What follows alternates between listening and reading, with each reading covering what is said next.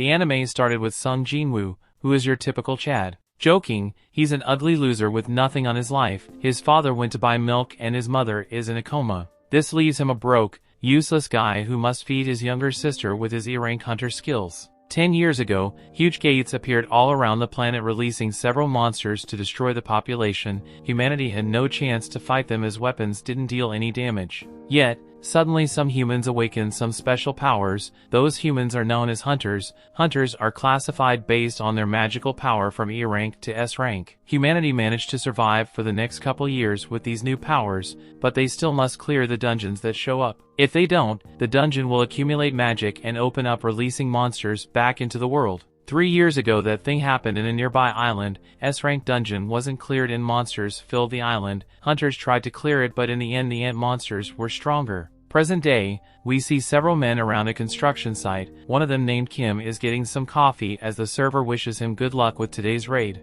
Another guy named Park calls Kim out. Kim asks him what he's doing here. Is he quit being a hunter? Park explains that his wife is pregnant, therefore he needs to make some money. Kim replies that there's nothing better than a good raid to make some money. However, Park is worried because his skills were already bad and he feels he will be worse since he hasn't raided in a while. Suddenly, everyone's attention turns to Jin-Woo, who's just arriving at the scene. Jin-Woo stays humble, mentioning that he's looking forward to work with everyone today. Even Kim greets Jin-Woo, asking if he's already eaten. Jin-Woo confirms and continues walking. Park gets curious and asks if Jin-Woo is a strong hunter since everyone seems happy to see him. Yet, Kim giggles as he realizes that Kim retired before Jin-Woo started to raid. Kim reveals that Jin-Woo has a special nickname, the weakest hunter of all mankind. Park is confused because he was expecting something like the strongest. Kim explained that Jin-Woo is an E-rank hunter who always gets injured even in E-rank gates, therefore, people call him the weakest hunter.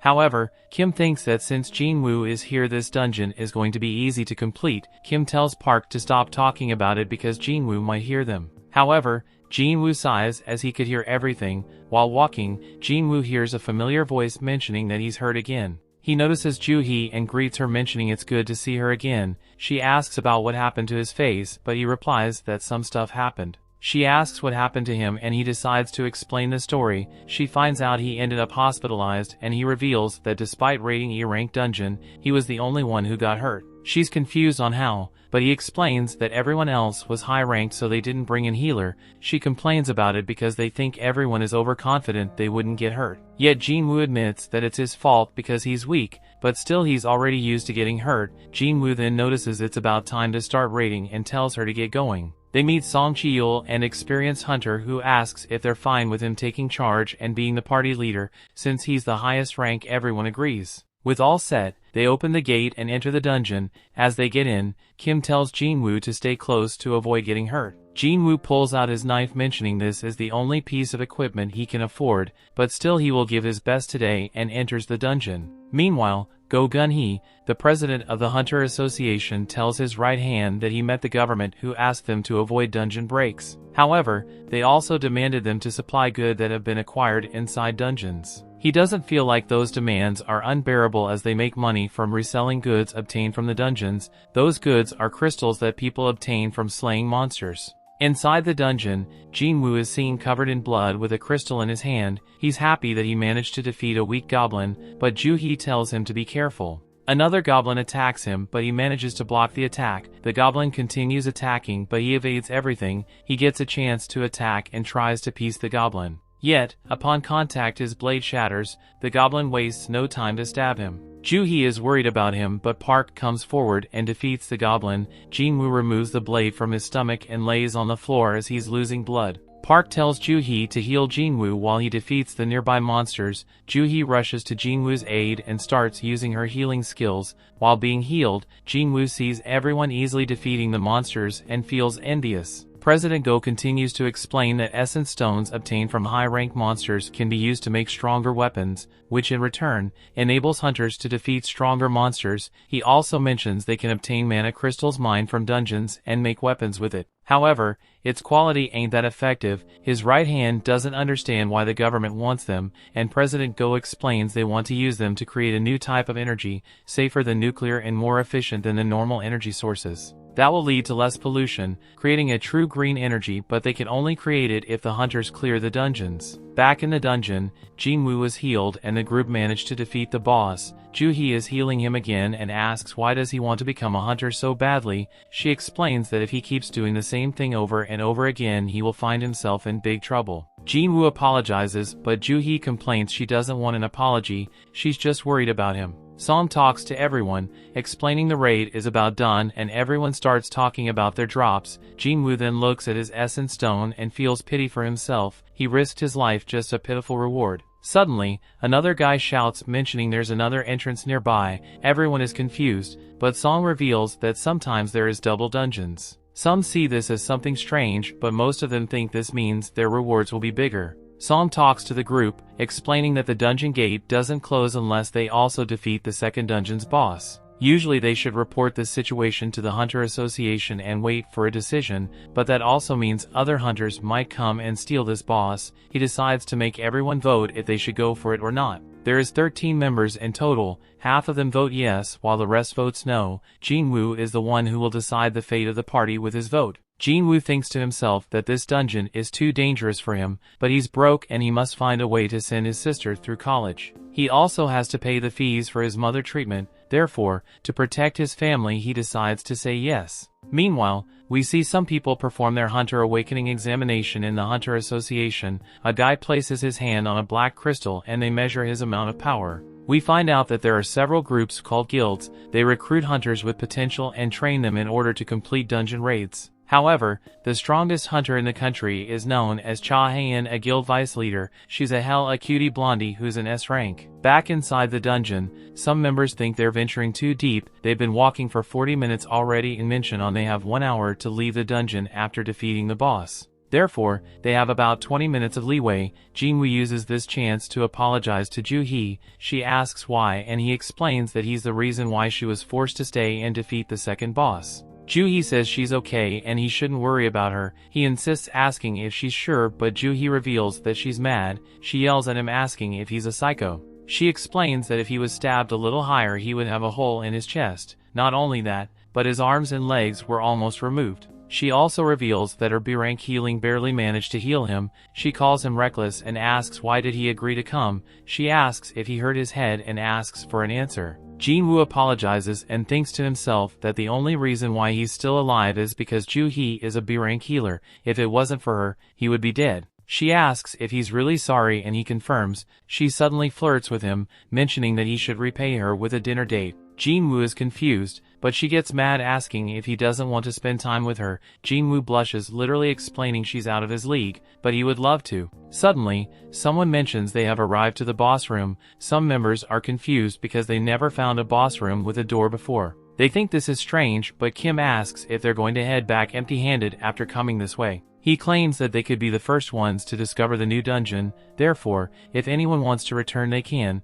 However, he will be going and even if it's alone. Meanwhile, the guy who performed his hunter examination is watching President go in a video. In short, he explains how careful they should always be and survive despite their rank. Back in the dungeon, they all open the doors and step inside. The torches all around the room start to light up as they step in. Some are impressed as they've never seen anything like this room, but they should hurry up and look around. The group sees several statues standing around the room and Jin-Woo notices another one sitting on what it seems to be a throne. Jin-Woo thinks this one is the bigger one, but the group starts to mention how they feel like they're being watched. They then notice something strange. There are no monsters inside the room. Song then notices the floor and sees what it seems to be a magic circle. Kim calls Song out, mentioning there is a statue with something written.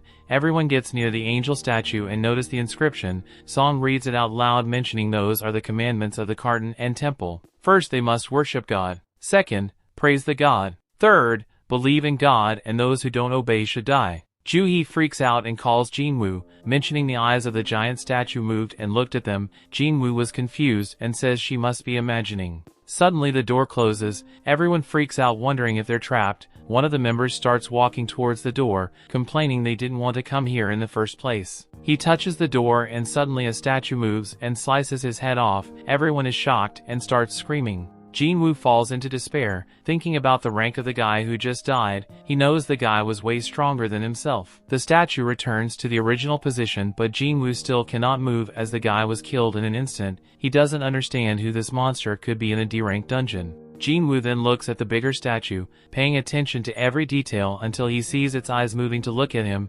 Jin-Woo starts having a flashback about the moments he faced life and death situations. He was separated from his team during his first raid and ended up injured by E-rank monsters, forcing him to spend several weeks in the hospital. Later, he almost starved to death while trapped in a maze. He explains that hunters spend their money earned from essence stones to buy more weapons to defeat stronger monsters. However, he always only had money to buy cheap butter knives. If the knives broke, he would be forced to fight the monsters with his fists. He didn't even have money for clothes, but he kept going. He never earned much money and was always mocked by other hunters. Therefore, he always looked for loopholes to survive. He had to observe everything in detail to get his chance. Upon returning to reality, Jin-Woo shouts at them to get down. The statue shoots a laser beam with its eyes, slaying several hunters. The ones who survived are shocked at this scene and start to panic. Luckily, Jin-Woo managed to save Ju-hee, but she's panicking in fear. He looks around confused about what happened and how they ended up like this. He knows they're trapped and cannot escape. In the end,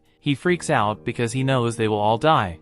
The story continues. Upon looking around, everyone's minds only think about running. Yet, Song orders them to stand still because if they get up they will be attacked. Ju-hee is still shaking in fear and Jin-Woo tries to calm her down. Song approaches Jin-Woo and tells that if he didn't warn them, everyone would be dead by now. He asks how Jin-Woo knew about it, but he replies that he just sensed danger. Jin-Woo then notices that Song's arm is missing, but the old man says it's okay and asks him to stop the bleeding. Jin-Woo warps bandages around Song's arm. Song explains that usually he would ask Ju-hee to heal him, but she cannot deal with frightening situations. For that reason, she's only going on easy raids, despite being a rank B healer. Song also reveals that he's been into some B rank raids, but knows that this place must be A rank dungeon, but he then corrects himself saying this is an S rank dungeon. He then remembers the angel statue and the commandments of the garden and temple. He repeats the commandments and Jin-Woo thinks the god mentioned on those rules is the big statue. Meanwhile, Jin-Woo's younger sister Jin-Ah is at school talking to her friend Song-hee who missed the early classes. However, Song-hee ignores her question and asks if Jin-ah's brother is a hunter.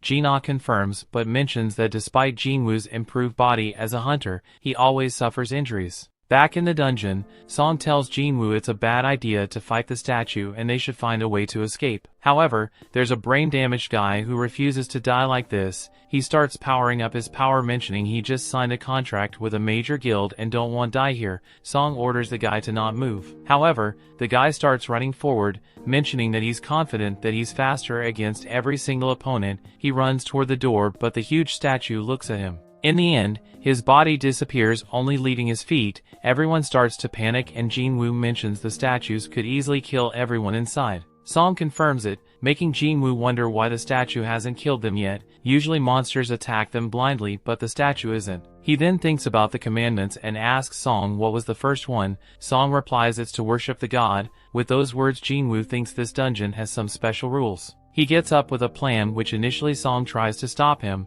but after seeing the look in Jin-Woo's eyes, Song is sure that he hasn't given up in life. With courage, Jin-Woo gets up and notices the statue preparing to attack. He suddenly kneels down and notices the statue stop the attack. He tells everyone to kneel down to the statue, making everyone confused. Song asks if he figured something out and Jin-Woo confirms it, mentioning that as long as their heads are below a certain height, the statue won't attack. In short, this is what the first commandment means. He then bows down and Song asks if he's sure. Jin-Woo thinks he is and everyone follows his movements. Everyone questions if they will be able to survive by doing this, but the statue's eyes deactivate. Suddenly, the statue starts smiling, making everyone afraid of its expression. They realize the statue isn't attacking them and one of the guys gets up and starts celebrating because the statue won't attack them. The others get up thinking they're saved, but Jin-Woo knows this isn't over yet. Suddenly, the huge statue gets up and they scream because they thought this was all over. Song asks Jin-Woo what to do next, but our boy doesn't know yet. The statue starts walking forward and Jin-Woo mentions that they cannot violate the commandments. He then tells everyone the second commandment to praise the god.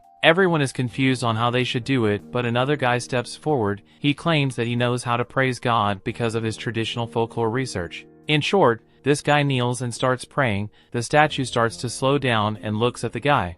However, Jin-Woo senses something strange because those are not the words to praise this god. The statue smiles as it lifts its foot while the guy continues praying. In the end, the statue steps on top of him, everyone panics and starts running, but the statue continues stepping on top of some others. The statue starts chasing everyone and one of the guys runs near a statue. His friend tries to warn him to look out behind, but that statue moves and slices him in half. Jin-Woo takes Julie to run while thinking about how they can praise the god. She's still panicking and he thinks that he needs to save her. He looks around to the other statues and compares their weapons, until he notices there are some statues with some musical instruments. After a quick thinking, he yells at everyone to get under the statues that have them. Song is confused but follows the orders. The statue starts playing the instrument and Song tells everyone to follow the advice as those statues won't attack them. More people get under those statues and feel relieved because they have been spared. Meanwhile, Jin-Woo and Ju-hee manage to reach a statue but it doesn't play.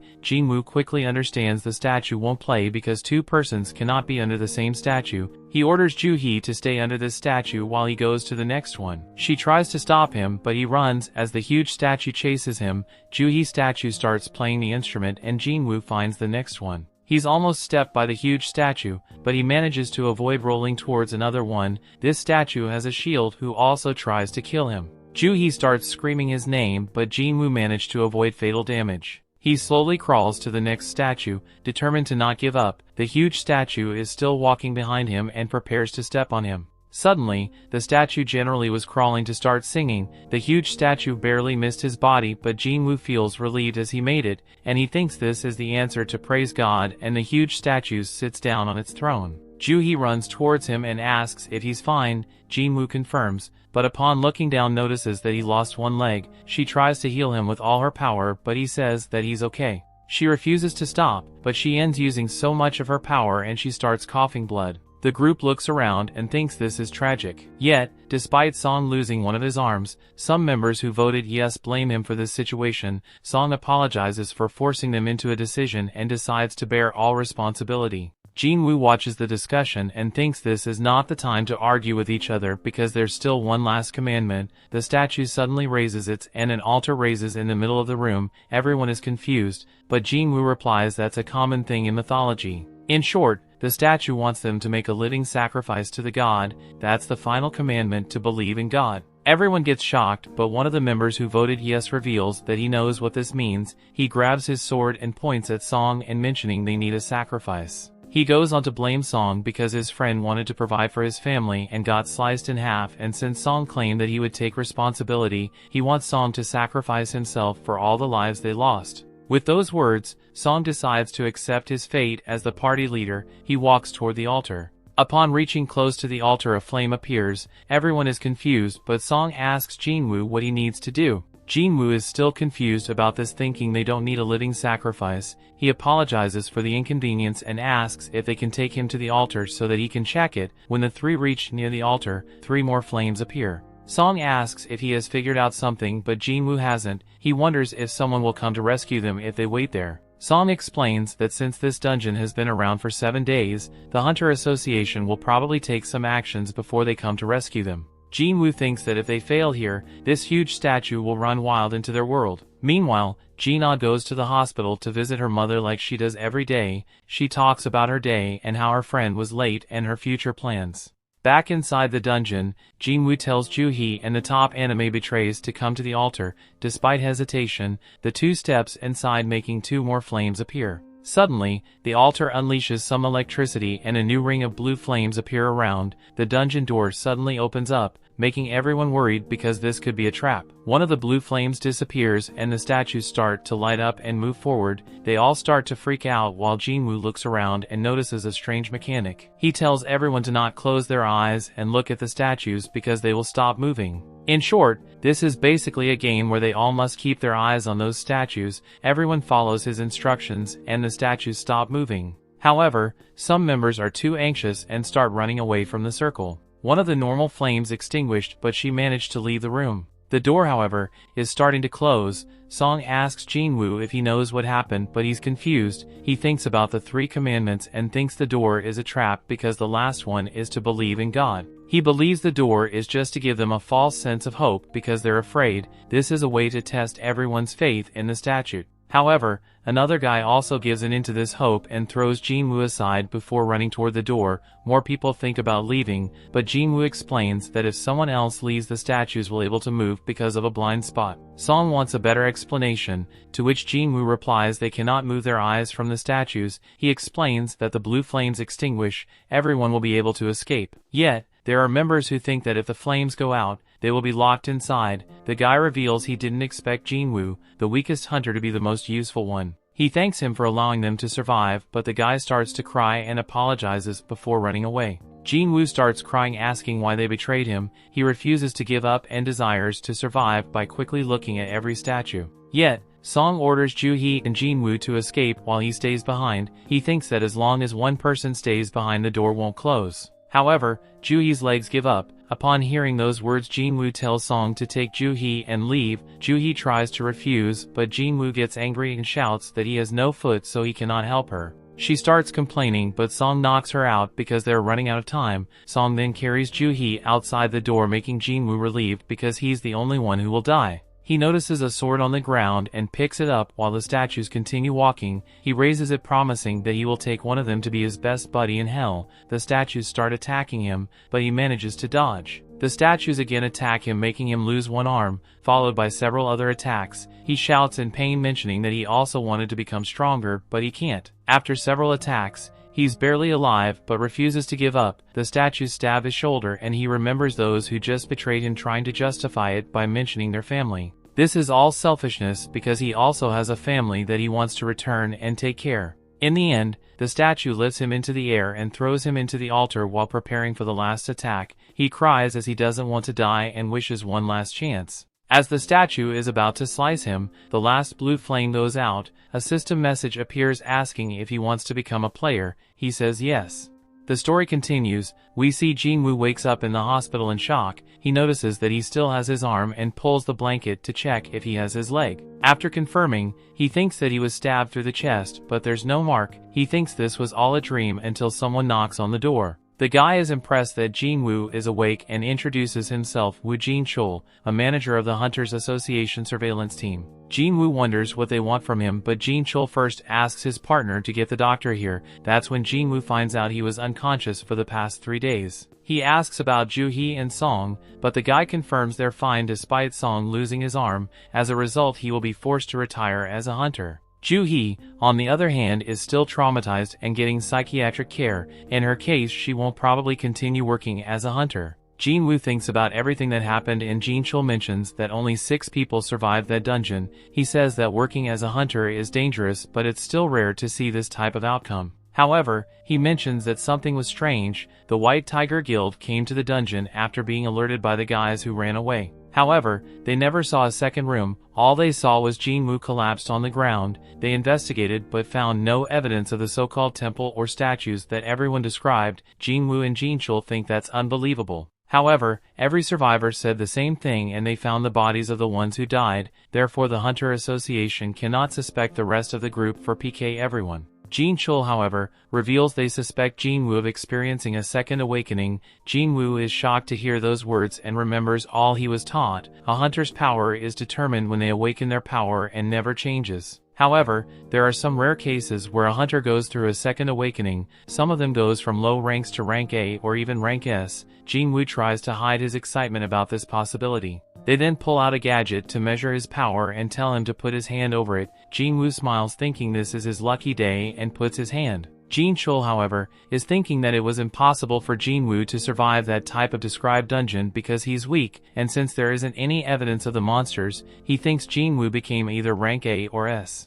However, his score is a big fat 10. Jin-Woo is excited to hear the result and what rank he will get now. Jin-chul, however, apologizes for the mistake because Jin-Woo are still worse than trash. They leave, and Jin-chul's assistant mentions that every other E-rank hunter managed to get 70 or higher. While walking, Jin-chul thinks they cannot explore that dungeon because it disappeared, but he still doesn't understand how Jin-Woo survived. Meanwhile, Jin-Woo are in his room thinking sorry for himself, yet he's confused because they never asked him about the screen in front of him. The screen shows that he has unread messages, and he thinks that he's the only one who can see it. He clicks on the screen, but it doesn't react. He suddenly remembers that when he was about to die, the screen showed that he completed the secret quest Courage of the Week. Suddenly, Gina enters into the room and starts berating him. She tells him to take care of himself because that makes her worried. He apologizes and she complains, mentioning that he always ends up in the hospital while the others are fine. He looks at her and cannot believe he was prepared to leave her behind. He smiles at her, but she complains again.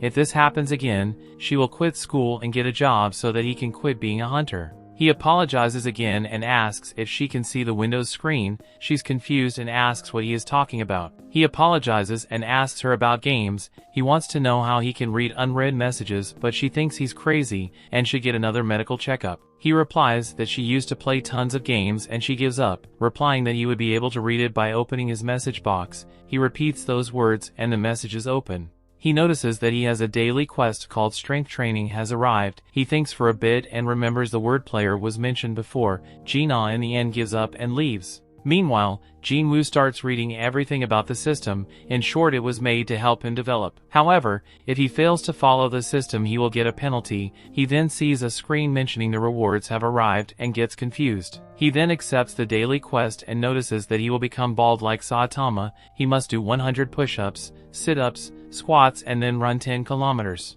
If he doesn't complete them, he will be punished. Jin-Woo laughs, mentioning he's in the hospital, therefore that's impossible to do, and takes a nap. Meanwhile, Jin-Chul is in the car telling his boss on a call that Jin-Woo is still trash. The boss is at least happy the monsters didn't leave the dungeon and started to roam on the streets. However, this is still pretty much confusing. Jin-Chul confirms this is weird and they decide to mark this case as something special that will be revised on the future. Meanwhile, in another guild building, the guild leader tells his strongest member Cha to participate in a B-rank dungeon as instructor. She is confused because she's an S rank, but he explains that raid will be a test and practical training for their new recruits. Yet, she still doubts her ability as a mentor. The leader replies she just needs to beat the monsters as usual and everyone will learn from watching. She hesitates, but the guy mentions their guild is on the top 5 of the country, but they're unseen in the international level. He knows their ranks cannot improve, but their teamwork can. Hours later, a gate suddenly appears in the middle of the road.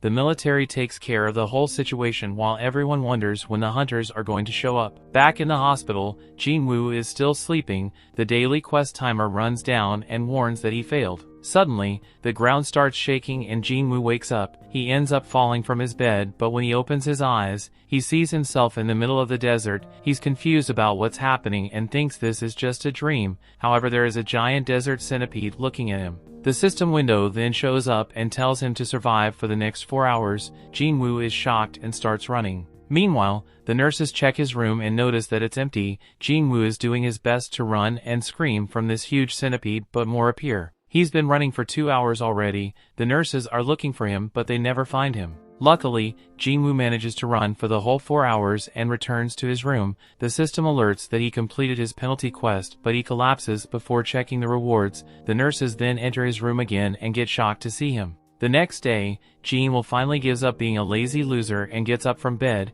He tells his sister on the phone that he will be released soon. After hanging the call, he gets up and starts doing his quest. Days later, Joo-hee receives a call inviting her to join a D-rank dungeon. She thinks about rejecting it and apologizes. The guy on the phone then mentions Jin-Woo already awoke and she decides to visit him. At the hospital, she hears the nurses complaining about Jin-Woo running and exercising. They complain that hunters are supposed to heal faster than normal people, but they think he's crazy for doing this. Joo-hee looks outside the window and sees Jin-Woo running. He takes a small break and talks about this situation. It's been 4 days since the Windows system appeared. Every time he completes the quest he gets 3 types of rewards. He accepts full recovery and returns back to normal as if he never exercised. The other reward is 3 points that he can distribute to any ability he wants. He adds them to his strength and starts to feel stronger. He then talks about having skill and inventory screens. However, he still thinks this is quite strange and he thinks this is just like a game, but everyone around thinks he's crazy.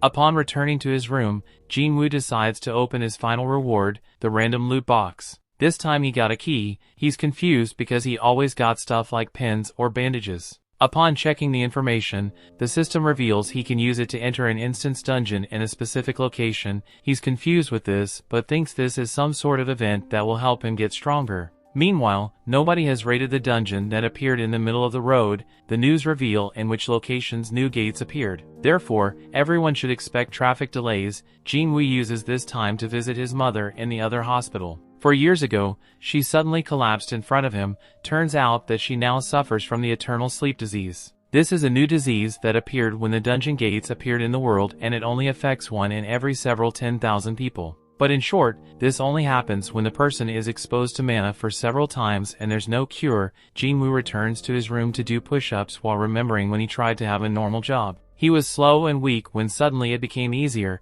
It turns out he just awakened as a hunter. He thought this was his lucky day as he could go into the dungeons and be able to pay for his mother's life support. His sister thought it was dangerous, but he told her to trust him. But in the end, even the weakest goblins were able to beat him. Everyone had to save him and complain about his skills. They even expressed that if didn't help the raid, his cut would be reduced. However, Jin-Woo simply smiled and apologized, but now if he puts all his ability points into strength, he will be able to become strong. He decides to check the instance dungeon key and goes to a station. He feels confident about his gear and ability to run if he needs to. He then pulls out the key and suddenly a key lock appears. He inserts it and a dungeon appears out of nowhere. He enters that portal and sees the system alert. Suddenly the dungeon exit gets blocked. Jin-Woo then sees normal people leaving the station and realizes this is a separate dimension. He thinks this kind of dungeon is something like a red gate. He thinks this is a mess because he cannot run away, but the system explains that he can only leave by defeating the boss or using a teleportation stone.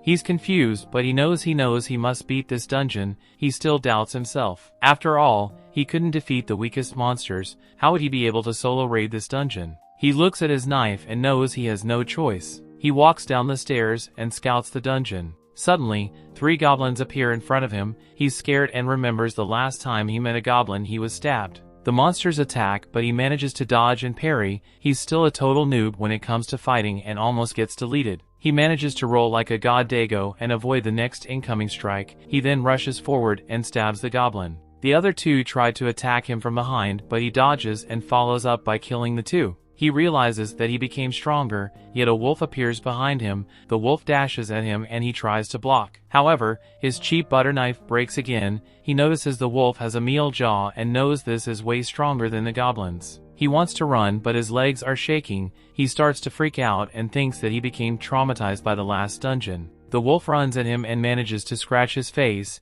Jin-Woo realizes that he has no healer. If he dies here, he's dead. The wolf then starts running again and lunges at him. The story continues. We see Wolf pounces on Jin-Woo, but he dodges away with some impressive acrobatics. He notices his body now feels much lighter than usual. He lands on his feet easily and he decides to overcome his fear and not give up his chance at a second life. He rushes at the wolf and lands a super punch that sends it flying. Jin-Woo notices his land steaming from the punch. He wonders if it is a result of his increase in strength. The wolf gets back to his feet and Jin-Woo realizes it's still much stronger than him. The wolf charges at him again and Jin-Woo counters with his punches, but this time they are not effective. He has no choice but to dodge out of the way to avoid the wolf attack. Jin-Woo realized that he would need some help to defeat the wolf. Since he has no party with him, he decides to make use of the resources at his disposal. He makes a run for it, but the wolf claws at his shin. He jumps to create space between them, but he knows he can't keep this up. He wishes he had some kind of magical weapon to use against the wolf. Then he remembers his secret inventory. He opens it up and draws out a magic sword, and as the wolf lunges at him again,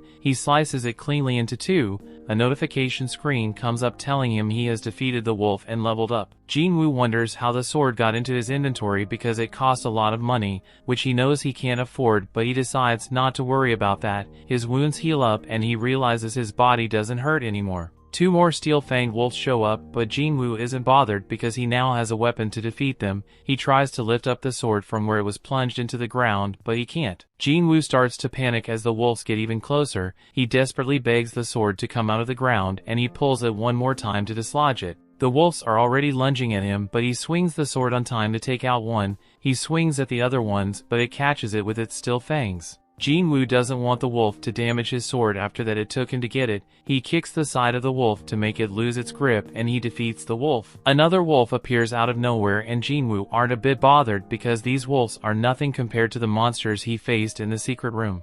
Jin-Woo faced the wolf, but it turns and runs away with its tail between its legs. Jin-Woo decides to rest against the wall. He realizes he's now level 2 after getting into actual combat. He never leveled up when he was doing daily quests. His wounds heal up and he notices his stats have all increased by 1 point, making a total of 5 points. Performing daily quests only gave him 3 points. He wonders how much his strength will increase with each point added to his stats. He doesn't know how his stats of intelligence and perception were quantified, but he knows how much his strength increases with each point added. He speculates that he'll be able to get more points the higher his basic ability of that stat is. He realizes he can actually get stronger, but he doesn't want to get carried away from defeating 5 small monsters. He gets up to check for magic gems on the bodies of the wolves. A notification comes up telling him he got an item instead of a magic gem, and he takes out the item, which is a wolf fawn. Jin-Woo wonders if the beast he encounters in this dungeon will differ from the gate in reality, since it all seems to be controlled by a game system. The shop screen comes up and Jin-Woo tries to buy something, but the game system tells him new players can't buy anything. He decides to sell the fawn and he gets 20 gold coins in return. He wonders what the equivalent would be in cash. He knows it can't be worth much because he's in an E-ranked dungeon. He picks up his sword wondering what to do. He has to defeat the dungeon boss or get the teleportation stone to get out, but he doesn't know where either is. He doesn't feel confident he can defeat the dungeon boss alone, but he thinks he stands a chance if he continues to level up. He suddenly looks up to see an entire pack of the wolves lurking in the shadows. The wolf that ran away went back to call the rest of the family, but Jin-Woo isn't scared anymore. They charge at him, but he charges at them all in defiance as well. He slashes and slices them as they dive him. One wolf gets on his back, but he shrugs it off. He's now surrounded by wolves, and he hopes to enjoy the battle, hoping the wolves don't die too easily. His past flashes before his eyes, and a smile crosses his face. He engages all the wolves, happy to battle as long as he gets to level up. He levels up as he cuts them down, and he finally defeats them all, earning the title of Wolf Assassin. Jin-Woo is sweating from exhaustion and he realizes his sword is almost broken. He realizes that his weapons are expendable and they'll eventually wear off, but he's glad the battle is over. He looks over his inventory to look at the items he got from the battle and what remains from his previous inventory. He gets the teleportation stone for completing the battle. He thought it would be much harder to get, and he contemplates leaving the dungeon, but he doesn't know if he'll get another chance to become stronger so easily. He wonders if the dungeon will disappear like a time-limited event in a game if he leaves. He tells like he's being toyed with by a supreme entity and he has no way of escape. He decides to store the stone in his inventory and continue deeper into the dungeon. Joo-hee gets a call from the Hunter Association and she apologizes for her earlier actions. They tell her a dungeon close by had a break and they need her help because they are short of healers. As Jin-Woo goes deeper into the dungeon, he defeats several new beasts and he levels up as he does so, making it easier to defeat each new beast. He takes a while to catch his breath. Through his battles, he noticed that the color of the names of the creatures shows that he's weaker on the same level or stronger than them. When he faced the first wolf, its name was red, but the names of wolf appearing are now colored white. Jin-Woo arrives at a flight of stairs and he perceives that he can't defeat the monster waiting at the end of it. He looks at his stats and he notices his level hasn't increased for a while now. His sword is also on the verge of breaking into bits, but he decides to go down the stairs. He gets to the end of it and he realizes the place doesn't look like a train station anymore. He hears a rushing sound and he turns to face it. He sees the monster coming to him at full speed, but he can't react fast enough. The monster knocks him back into the wall and his sword breaks. The area boss, which is a water snake, reveals itself and Jin-Woo looks at the color of its names and realizes they are the same level. He looks at the scales of the snake and he realizes his sword would be useless against it, but going barehanded would be even worse. The snake strikes at him, but he uses his sword to deflect the snake's attack. Since the snake attacks so fast and fiercely, he decides to weaken it first, but his sword can barely do anything against the snake scales. The snake returns for another attack, but Jin-Woo dodges out of the way, but he enters the range of the snake's tail. The snake smacks him with its tail and it sends him flying into the water. The snake goes for him underwater, but he quickly swims out to safety. The snake doesn't give him time to breathe as it attacks him once he's out of the water, sending him flying a great distance. As he gets back on his feet, he sees a train flying towards him and he has to run out of the way. He thought he was much stronger, but now that he's against the snake he feels so powerless. He grabs hold of his broken sword and wondering how much stronger he must become to stop being ridiculed constantly. He recalls when Song told him everyone was calling him the weakest hunter ever known mankind. Song told him to work hard and make them change their mind. The snake attacks Jin-Woo, sending him flying. Jin-Woo tries to regain his balance, but the snake doesn't give him a chance to look cool. It pins him against the wall with its body and crushes him till the wall breaks. Jin-Woo knows he was called that nickname because he was weak and helpless. He also knows that someone with overwhelming power will remain defeated, and the weak can do nothing but stand still when faced with the strong. People are looked down on if they are weak, even if they are considerably smart. Jin-Woo doesn't want to be gentle anymore. He wants to become strong, and that's why he went into the dungeon. He jumps up like a possessed maniac and grabs the snake. He tries to crawl up its body, but the snake knocks him off. Jin-Woo gets back on his feet. He vows not to give up till he gets stronger, and a blue aura engulfs him. His hair begins to stand on end, and the snake attacks, but he blocks it again, wearing out the snake scale. He feels like he's not giving enough, and he tries to put in more effort. Compared to when he was face to face against God, the snake was nothing. The snake attacks again, and Jin-Woo jumps into the air and he plunges his sword into a chunk on the snake scale. The snake tries to attack him again, but he blocks it and slices the snake's side to wear out the scales more. He jumps into the air, and the snake uses that opportunity to open up its mouth and swallow Jin-Woo. Jin-Woo's sword flies into the air, but the snake looks down to see him holding onto it. Jin-Woo uses his strength to crush the snake scale, and the snake is hurt. It bobs and weaves, trying to knock Jin-Woo off, but Jin-Woo holds on tight. He continues pressing down on the snake's neck with all his power, and he eventually defeats it. He levels up after the battle, and a smile crosses his face. He realizes he did get stronger after all, and he picks up the item he got as a reward for winning. It was a dagger which is twice as strong as his previous sword, and it comes with paralysis and bleeding effects. He also gets a vial of the snake's venom, and he thinks its effects are overpowered. He gets a notification that the dungeon will be reset since he has defeated the boss, and the station returns to its normal state. Jin-Woo walks out, but he can't see a person inside. He wonders what the time is. A soldier approaches him asking why he's around the station, and if he didn't hear the announcement. He sees Jin-Woo's sword and realizes he's a hunter. He apologizes to him and tells him he'll take him to the site. Jin-Woo follows the man, wondering what happened.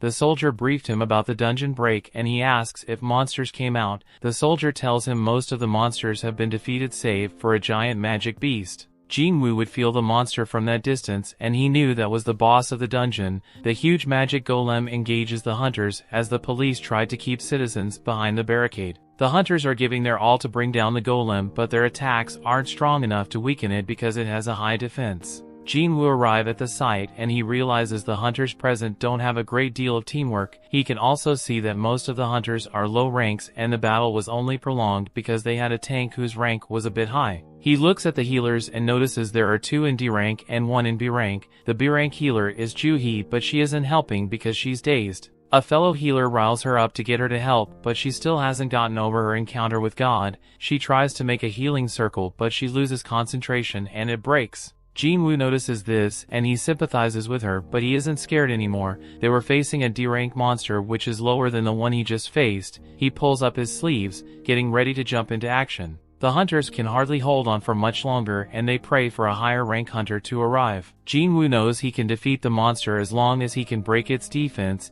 He decides to get it with his most powerful hit. He throws his sword with insane force to break the golem's defense. The hunters use that opportunity to defeat the golem. The tank wonders how they were suddenly able to defeat the golem when their attacks weren't effective a second ago. He looks at Jin-Woo's sword, wondering how the golem was defeated by it when the combination of their attacks did nothing. He asks the soldier who brought Jin-Woo to the site who threw the sword, and he tries to show the tank, but Jin-Woo is gone. The tank is terrified of Jin-Woo's power, and he wonders if Jin-Woo is a high-rank hunter. Jin-Woo looks much stronger now, but he didn't think he would break the monster defense with just one hit. He thinks its vitality was already low before he hit it. As he walks away, Joo-hee notices him.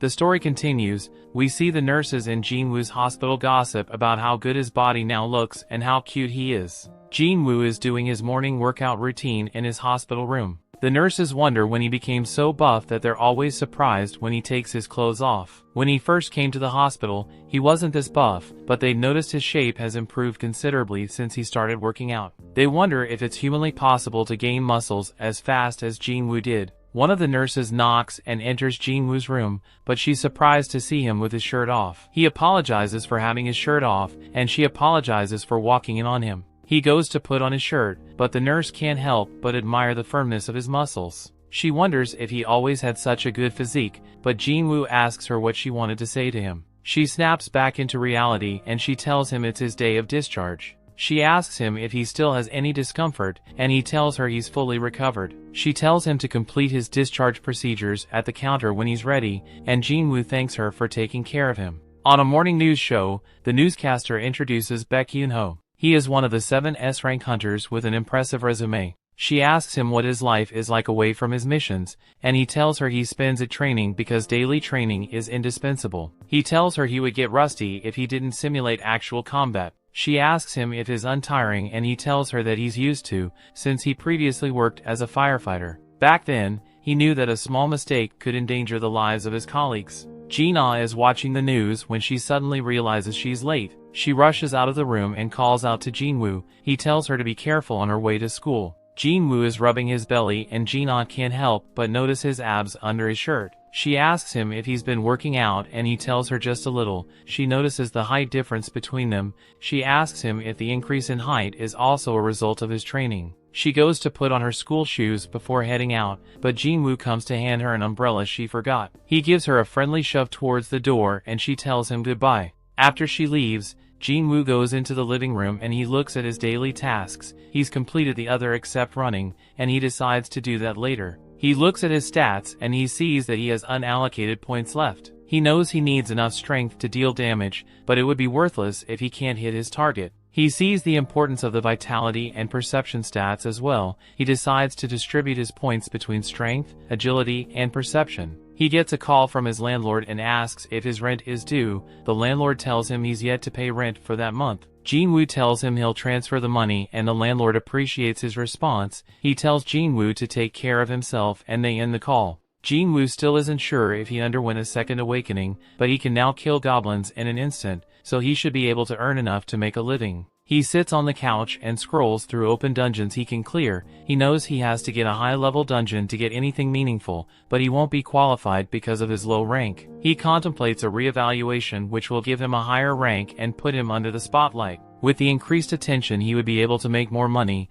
but he knows people with a second reawakening are rare and hunters whose stats increase with a level increase are non-existent. He knows how annoying the media can be and decides to drop the idea. He decides to keep his powers a secret till he understands it better. He gets a notification on his phone and he's surprised. He immediately puts on his clothes and goes out to a location. He completes his daily task in the process, and he's about to accept his reward when a man calls out to him. The man introduces himself as Hwang Dong-suk and Jin-Woo introduce himself to the man. The man figures out that he's an E-rank adventurer and one of his party members recognizes Jin-Woo. He tells the man Jin-Woo is famous for being the weakest hunter. Another of his members begins to laugh at Jin-Woo's nickname, but Dong-suk tells them to cut it out. He apologizes for their behavior, and he asks the man if he can join them to raid the dungeon. Dong-suk tells him he can tag along to make up for the numbers. He tells him the requirements to enter the dungeon and he tells Jin-Woo he won't get any spoils, but they'll pay him a commission. He looks at them and he sees there are 4 C-rank hunters and 2 hunters who are D-rank or lower. Jin-Woo asks the man what he will be doing, and the man tells him he will carry their luggage containing their stuff. Jin-Woo asks the man if he didn't bring a healer. The man tells him it's difficult for a private team like his to recruit a healer, but they have always managed like that. Though Jin-Woo's concerned, the man hands him the contract. He reads through and sees that the party won't be liable for any injuries he incurs. He signs it, and another hunter comes to introduce himself as Eugene-ho. He tells Jin-Woo he is a D-rank hunter, who was brought in to make up the numbers. Jin-Woo is impressed with his gear, and he thinks Jin-Ho is from a rich family. Jin-Ho asks Jin-Woo if the bags are too heavy, but he tells him he's right. He tells Jin-Woo he doesn't have to speak so formally. They arrive at the gate, but because of how huge it is, they are skeptical it's actually a C-rank gate. Dong-suk tells them the dungeon was given a C-rank by investigators. Jin-Ho wonders if it's okay to enter the huge gate, and Jin-Woo tells him only the magic flux matters. He tells him the association measures the flux and ranks the gate. Gates that are B-rank and above are handled by large guilds, and those below C-rank aren't very dangerous. Jin-Ho is amazed by how much Jin-Woo knows, and Jin-Woo tells him he has been a hunter for a long time. He confesses that it's his first time entering a C-rank dungeon, and Dong-suk tells his party to follow him. They get ready and enter the gate. The dungeon is dark, so Dong-suk tells one of his members to cast a light. He's surprised that there's no monster in sight and no light in the dungeon. There are usually luminescent stones in a dungeon. Jin-Woo remembers another dungeon he visited that was also pitch black. Jin-Ho asks Jin-Woo what luminescent stones are and he tells him they are glowing rocks common to cave-like dungeons. He tells him they are found on the floor or roof of caves and they emanate light. Jin-Ho is confused by the loads of gems and stones associated with dungeons. Jin-Woo tells him he will get used to it. They got deeper into the cave and Jin-Ho was still surprised there was still nothing inside. He asks Jin-Woo if there can be a dungeon without monsters, and Jin-Woo tells him to keep quiet. Jin-Woo listens hard and he can hear monsters round, but they choose to remain hidden. Dong-suk tells his party to get ready for a battle. Jin-Woo is surprised that all the monsters are moving together and rushing towards any light source. He tells them it's an insect-type magic beast and the party members aren't pleased to go against insects. They look at the different holes, trying to predict where the insects will attack from. They all get uneasy as the sounds of the insects get closer. Jin-Woo listens for the insects and he perceives them in a hole above the party. One of them opens up the hole and Dong-suk tells them he'll attract the insects while the others attack them from behind. Jin-Ho tells Jin-Woo to stay by his side so he's protected. Dong-suk uses his taunt skill to attract all the insects to himself and the other members attack the insects. Jin-Ho wants to get into the action but they tell him to stay back. One of the members uses his strongest attack to take down a lot of the insects and the party pushes forward. Jin-Woo is impressed with their teamwork but he feels frustrated. They defeat all the insects and Dong-suk asks Jin-Woo how he predicted where the insects would come from. Jin-Woo tells him it was his intuition. One of the party members calls out to Dong-suk and they notice the insects were killed by something that bit them and not their swords or magic. They figure out that there could be a monster who preys on the insects. Jin-Woo tells Jin-Ho to be cautious because his gear is so expensive. Elsewhere at the association gym, some hunters are working out when they hear a huge explosion. Some are surprised, but one hunter tells them it happens when their guild master is working out. They are impressed with his skills, but Yunho doesn't feel like it's enough for a warm-up. Back in dungeon, Jin-Woo tells Jin-Ho more about dungeons, and he asks Jin-Woo if he can manage the luggage in such a huge dungeon. Jin-Woo tells him he's fine earning more without fighting, but he's suspicious because the deal is too good to be true. He's still uneasy that the group doesn't have a healer and they had to make up monsters. They find more half-dead insects and they're even more suspicious. They think the dungeon boss is around the corner. They're about to move ahead and Dong-suk asks his party member to light up the cave. They move forward, cutting through cobwebs, thinking the boss room is ahead. They find a lot of mana crystals that could make them millionaires. Everyone is fantasizing about what they'll use their newfound wealth to do. Jin-Ho looks at Jin-Woo's contract and he tells Dong-suk that Jin-Woo should get some crystals since they aren't considered spoils. He tells Jin-Ho, Jin-Woo will get his share as soon as they defeat the boss. They have to move the crystals before defeating the boss because the gate to the dungeon will close. They decide to use the opportunity. Since the boss is sleeping, Dong-suk asks his member for his tools, but he tells Dong-suk he left them back at their car. Dong-suk tells Jin-Ho and Jin-Woo to stay back while they get the tools to move the crystals. Jin-Ho isn't comfortable with it, but Dong-suk assures him they are safe because the boss is asleep. Those C-rank dungeons require 8 people to clear them. Jin-Woo then remembers Dong-suk said they've always cleared dungeons with 6 members. He wonders why there aren't regulars to fill up the number deficit. As they walk out of the room, Dong-suk tells one of his members to seal off the room. They seal off the room and Jin-Ho realizes they've been betrayed. Jin-Woo remembers when Song-yi told him about people who do such things and get away with it easily because there is no surveillance in the dungeons. Jin-Ho tried to break through the wall but it was too strong. The dungeon boss awakens and approaches them. Jin-Woo almost feels powerless, then he remembers his encounter with God and he gains confidence. He tells Jin-Ho to step back because he will defeat the monster. He brings out his sword from his inventory and walks forward to face the boss. The story continues. We see one of Dong-suk's subordinates asks him why he's complicating the whole process of eradicating Jin-Woo and Jin-Ho. Dong-suk tells him they risk waking the spider if they do that, and that will prevent them from getting them mana crystals. He's convinced that an E-rank hunter and a D-rank hunter cannot defeat the spider. He decides to wait for the spider to eat them up and sleep off before they raid the room and take out the mana crystals. The hunters wonder if they'll have to blast the seal open again when they want to get the crystals, but Dong-suk knows that'll wake the spider up. He tells them he's spotted some paths above the cave they can go down from. One of his hunters asks what they'll do if the boss doesn't fall asleep. Dong-suk tells him they'll have to take it down in that case. He decides to salvage Jin-Ho's gear if they're unable to get the mana crystals. Since his equipment is so valuable, he decides to look up Jin-Ho's family so they can attend the funeral when the family makes arrangements for it. Q1 thinks the spider will be even more infuriated with the noise of them sealing the road. Dong-suk asks him if he thinks he'll be able to handle the boss by himself. Q1 confesses that he can't handle the boss and Dong-suk agrees with him. He tells him he should not underestimate the boss because Jin-Woo and Jin-ho cannot possibly leave the cave alive. Jin-Woo are set to face the boss, but Jin-ho tries to talk him out of it. He knows that only a B-rank hunter or those of higher ranks can defeat a C-rank monster. He tells Jin-Woo he won't be able to do it, and it's better they find an escape route out of the cave. Though Jin-Woo achieved his second awakening and leveled up, he can't help but feel that Jin-ho is right. Though he was able to defeat the D-rank venom-fanged water snake in the instant dungeon, he feels like he's too weak to take on a C-rank. He knows that the spider is miles stronger than the snake and the golem he defeated, but he doesn't feel any pressure from it that scares him. He's finally strong enough not to feel any pressure from a C-rank monster. With how much he has leveled up, he's confident he can defeat a C-rank monster. He smiles hungrily at the thought of battle and he rushes towards the spider. Jin-ho is surprised by this, but Jin-Woo are in full hunter mode and the boss is his prey. Elsewhere, Gun-hee sits in the passenger seat of his car and his driver enters the car.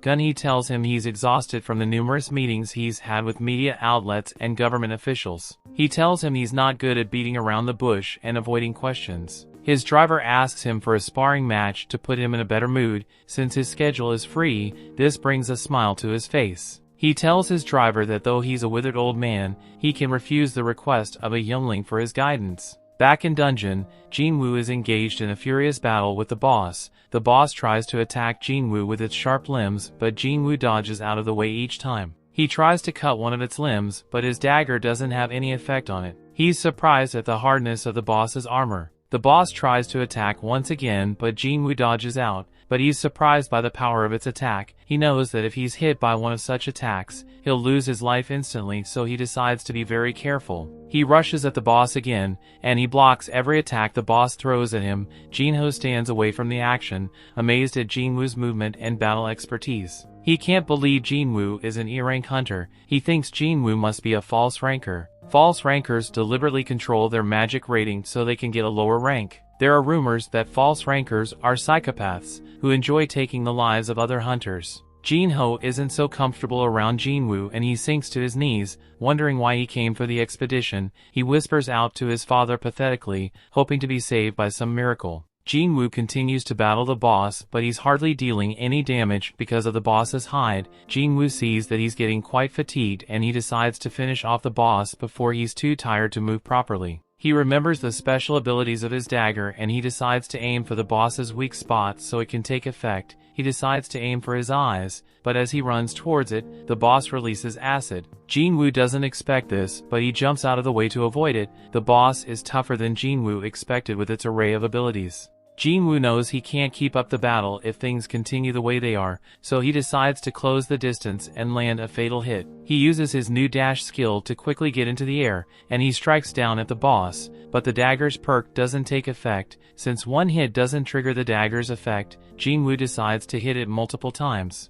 Jin-ho continues observing the battle and he wonders if Jin-Woo will be able to see it through. Jin-Woo rushes at the boss even faster, and he tries to will his body to go faster, but he's too fatigued. His body stops and the boss swats him into the wall like an annoying bud. Jin-Woo lays there, unable to move, and the boss is about to land the finish move, but Jin-Woo quickly claims his daily reward and makes a full recovery option. He dodges the boss's attack, but Jin-ho thinks he was caught by it. Jin-Woo comes up from the boss's blind side and he hits its weak spot with his dagger multiple times. The paralysis and drain abilities of the dagger take effect and he eventually defeats it. He levels up after this and he heaves a sigh of relief. Jin-Woo was thankful he didn't claim his daily task reward previously. Jin-ho stares at him in awe. He can't believe Jin-Woo was able to defeat the boss all by himself, and he's convinced that Jin-Woo is a false ranker. Jin-Woo takes valuable materials from the boss, wondering how much it would be worth. Jin-ho walks up to him and he offers to help him with his luggage and the gems. He offers him a bottle of water and Jin-Woo takes it and wondering why Jin-ho was suddenly so formal. Jin-ho behind mining the mana crystals and Jin-Woo refreshes himself. Dong-suk and his party come through one of the tunnels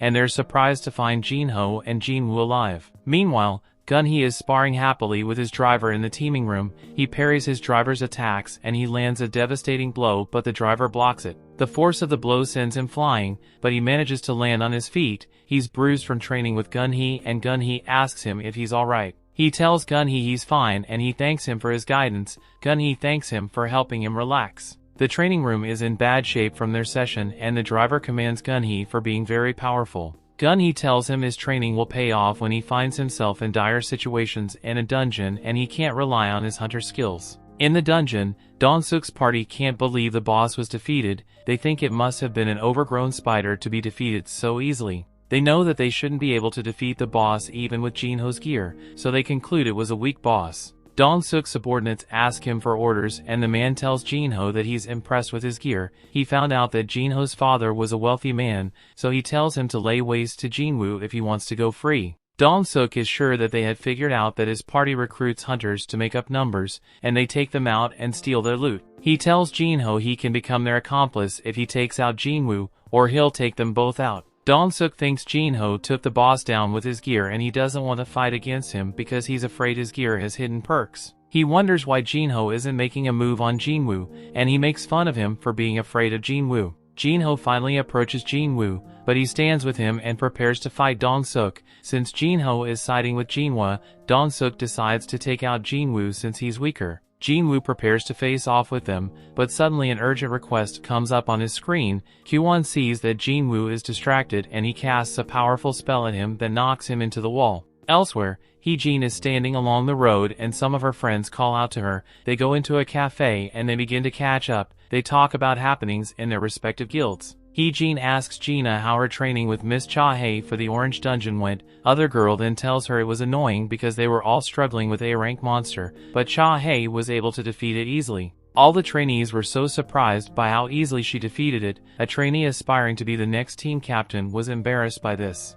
Gina asks Hee-jin about the hunter aspiring to be the captain in her guild, and she tells her she doesn't like him much. Gina tells them they are all lucky to be in big-time guilds. Gina tells them she's had the opportunity to hear different rumors arriving from different sources. Hee-jin asks her what the rumors were about, and she tells her she heard there are strike teams with suspiciously high fatalities. Back in dungeon, Jin-ho looks back at Jin-woo who's knocked out. Dong-suk tells him Jin-woo has passed away and Jin-ho isn't happy to hear this. Jin-woo wonders how he forgot about the kind of world he lives in. He's about to lose his consciousness, but he notices the system telling him to take out the people who are trying to take him out. He realizes that the system wants him alive and strong, so he gets back on his feet. Dong-suk is surprised to see him stand up, but Jin-ho is relieved. Jin-woo brushes himself up and he decides to use the system to his advantage. Dong-suk teases Q1 for holding back on his attack. Jin-woo remembers that the strong always prey on the weak. They tease him for being the weakest hunter in the history of humanity, and he asks them if they're ready to be prey instead of hunters. One of Dong-suk's subordinates decides to take care of Jin-woo. He asks Jin-woo what a low-rank hunter like him is going to do. He's in the middle making fun of him when he suddenly loses his voice. Jin-woo makes quick work of him with his dagger and everyone is surprised by this. The system counts the body and they wonder how he was able to defeat their colleague. Though he was just obeying the system, Jin-woo can't believe he just took a life. He knows he would have lost his if he didn't, and he decides to see the battle through to get stronger. They all attack him at once, but he blocks their attacks and dodges out of the way. He takes down another hunter and another one tries to take him out, but he takes him out as well. The others wonder how a low-rank hunter can move so fast. Jin-woo takes out all the hunters one by one and Dong-suk tells Q1 to attack him. Q1 casts a spell, but Jin-woo dodges it and he takes him out. Only Dong-suk is left and Jin-ho can see that Jin-woo is now much stronger than he was when he fought the boss. Dong-suk can't believe Jin-woo wiped out his entire team, and he figures out that Jin-woo was hiding his true strength. Dong-suk tells Jin-woo he's noticing like his subordinates. He uses his reinforcement skill to make his skin impenetrable to Jin-woo's dagger. He reasons that Jin-woo isn't at full strength since he just fought the boss and his subordinates. He rushes at Jin-woo and tries to strike him down, but Jin-woo is way faster than him and he smashes him into the ground. He tells Dong-suk that though he's strong, he has been leveling up the entire time. Dong-suk can't believe that Jin-woo is an E-rank hunter. He begs Jin-woo to show him mercy in return for payment. Jin-woo is surprised he's begging for mercy after trying to end his life so many times. Dong-suk tells Jin-Woo he won't get away with taking his life, and Jin-Woo tells him nothing that happens in the dungeon gets out. He finishes him off and the dungeon begins to close, since the boss has been defeated. They come out of the dungeon and an official is surprised that only the low-rank hunters survived. She notices Jin-Ho's gear and she is surprised he has the latest gear equipped. Jin-Woo is surprised he was rewarded for taking the lives of the hunters. He gets a new murderous intense skill which reduces all abilities by 50%. The official thinks they survived because of Jin-Ho's gear. While Jin-Woo hid behind him, Jin-Ho laughs nervously at her comments and she leaves them alone. Jin-Ho thanks Jin-Woo for having his back and suddenly it begins to rain. Jin-Woo is glad he gave Jin-Ah his umbrella. Somewhere in the city, a huge man is staring out the window ready for some action.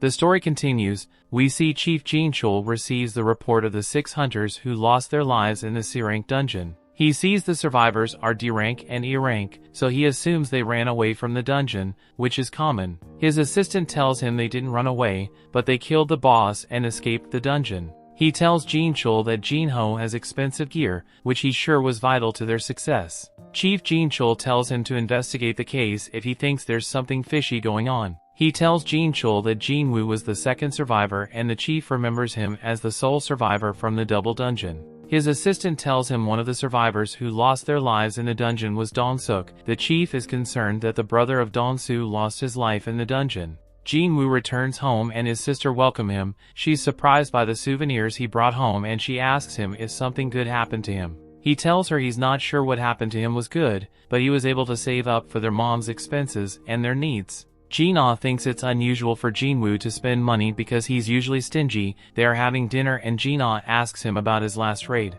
She thinks his companions must be strong since he came back with no injuries. This makes him remember Dong-suk and his squad and he becomes speechless. Jin-ah asks him if they were able to defeat the enemy, but Jin-Woo is lost in thought and he pops open his beer mindlessly. He remembers how he was able to defeat Dong-suk and his gang easily, despite their differences in strength. He didn't hesitate back then and he didn't despise them either. He knew if he would have run if he was still his old self. He wondered if he also became braver as he became more powerful. His beer is dripping into his lap, but Jin-Woo doesn't notice this. Jin-Woo is feeling remorseful because his opponents were human and not magic beasts. Jin-ah calls his name and he snaps back to reality. She asks him if he's feeling sick, but he lies that he was thinking about the change from the convenience store. Jin-ah tells him not to scare her like that and he decides to stop thinking about the past. He knows he has to get stronger so he can protect his family. He decides to do the same thing if he gets jumped by otter hunters again. He gets a notification saying he has ingested a harmful substance and the system automatically detoxifies him.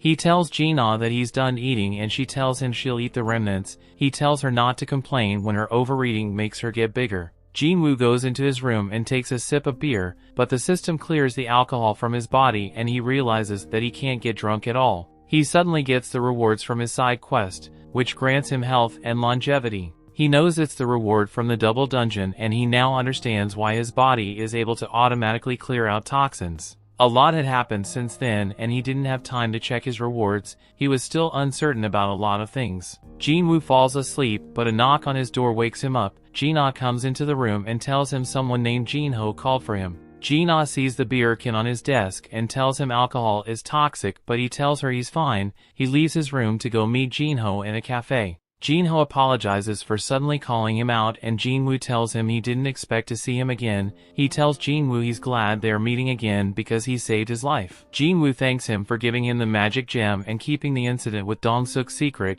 Jin-Ho tells him he understands it was self-defense. Jin-Woo asks him why he called him out and Jin-Ho tells him he plans to build an attack team, but Jin-Woo immediately refuses. Jin-Ho tries to get him to listen, but he tells Jin-Ho he doesn't want to hang out with a rich guy. Jin-Ho tells him he just needs his help in 19 raids and Jin-Woo thinks he wants to become a guild master. Jin-Ho begs him to hear him out and Jin-Woo decides to give him a chance. Jin-Ho explains that he wants to get a guild master's license and to get that, he needs to participate in 20 raids. He tells Jin-Woo that mission was his first. He tells Jin-Woo he can pass the written exam because he studied hard, but he's not confident in his combat skills. Jin-Woo knows he's the second in his family construction company and he tells Jin-Woo he's doing it for the company because his father wants a guild established. Jin-Woo is surprised by this, but he knows dungeons have a lot of valuable stuff that can be used to make everyday items. He figures out that the company wants to have its own hunters conquer dungeons and take all the spoils. Jin-Ho tells Jin-Woo his father wants to hire an S-rank hunter as the guild master while his brother becomes the assistant. Jin-Woo knows there are only 7 S-rank hunters in the nation, and Jin-Ho tells him the S-rank hunter who hasn't joined the guild has retired. Jin-Woo figures out that Jin-Ho is going to poach the S-rank hunters from other guilds, and he advises him against it because the guild will become his enemy. He tells Jin-Woo his brother isn't powerful enough, and Jin-Woo figures out that Jin-Ho wants to get stronger so he can become the guild master. Jin-Ho tells him his father will believe he has gotten stronger if he completes his raid with a low-level hunter instead of a high-level. Jin-Ho knows Jin-Woo should be a B-ranked hunter at best, and he's sure teaming up with him would be productive. He slides him some building plans that he wants to give him as a reward for the raid. Jin-Woo looked through it and he thinks the amount is too trivial because he could someday become higher than an S-rank hunter. Jin-Woo knows teaming up with people who don't understand the concept of leveling up would be dangerous. He rejects Jin-Ho's offer, and Jin-Ho begs him that he would keep his secret for a lifetime. If he offers to help him, Jin-Woo gives him a deadly glare and Jin-Ho almost jumps out of his skin. Elsewhere, we see Dong-Soo tells his assistant to bring him the documents containing the details about Jin-Woo and Jin-Ho.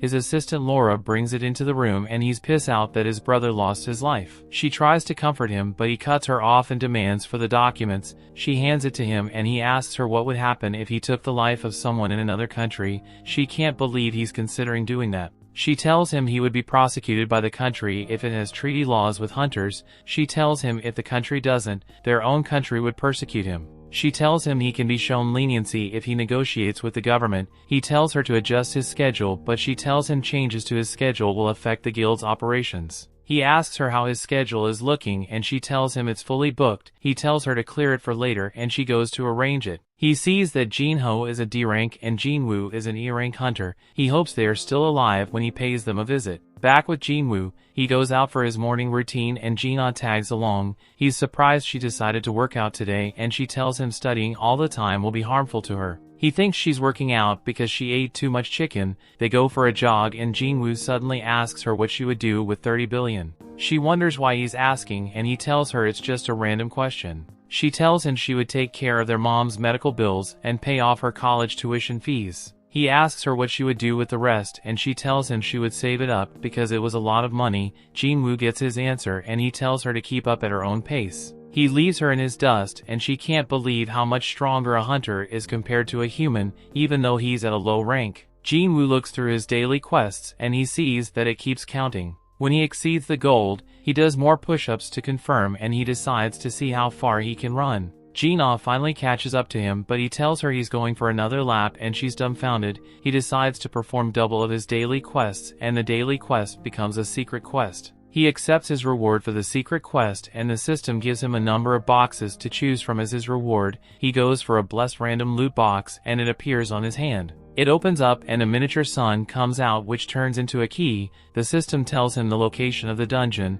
The key opens and he sees that the dungeon is an S-ranked. He sees that he can get the ingredients for the elixir of life, which can cure all illnesses, and he cracks a smile. Later, he goes to visit his mom and the hospital and he decides to clear the dungeon to get the elixir of life. He begins to open up the gate to the dungeon and he knows that there would be powerful beasts in the dungeon, similar to the ones that gave the S-rank hunters a hard time. He opens it up regardless and he wonders if he can deal with such beasts at his level. He enters the dungeon and he's a bit scared at the sight of it. He isn't too bothered because of teleportation stone he can use to get out of the dungeon if things don't go his way. A three-headed monster called the Hellgate Cerberus suddenly appears, but Jin-Woo is unfazed. He knows he can't give up because he has to get stronger and keep leveling up. He summons his dagger and stares at the monster in defiance. His wolf assassin title gives him more strength and he rushes at the Cerberus. He uses his dash skill to go even faster and he slices at the monster, but it doesn't deal damage. He slashes the monster several times, but all his attacks are harmless to the monster. He's surprised the gap between them is still so huge after he used his title skill. He decides to use his murderous intent skill, but it gets cancelled out by the Cerberus. The monster attacks him, but he dodges and stabs one of its heads. He casts the paralysis and life debuff of his dagger on the monster, but it cancels it out. The monster attacks him once again, but this time he doesn't dodge on time.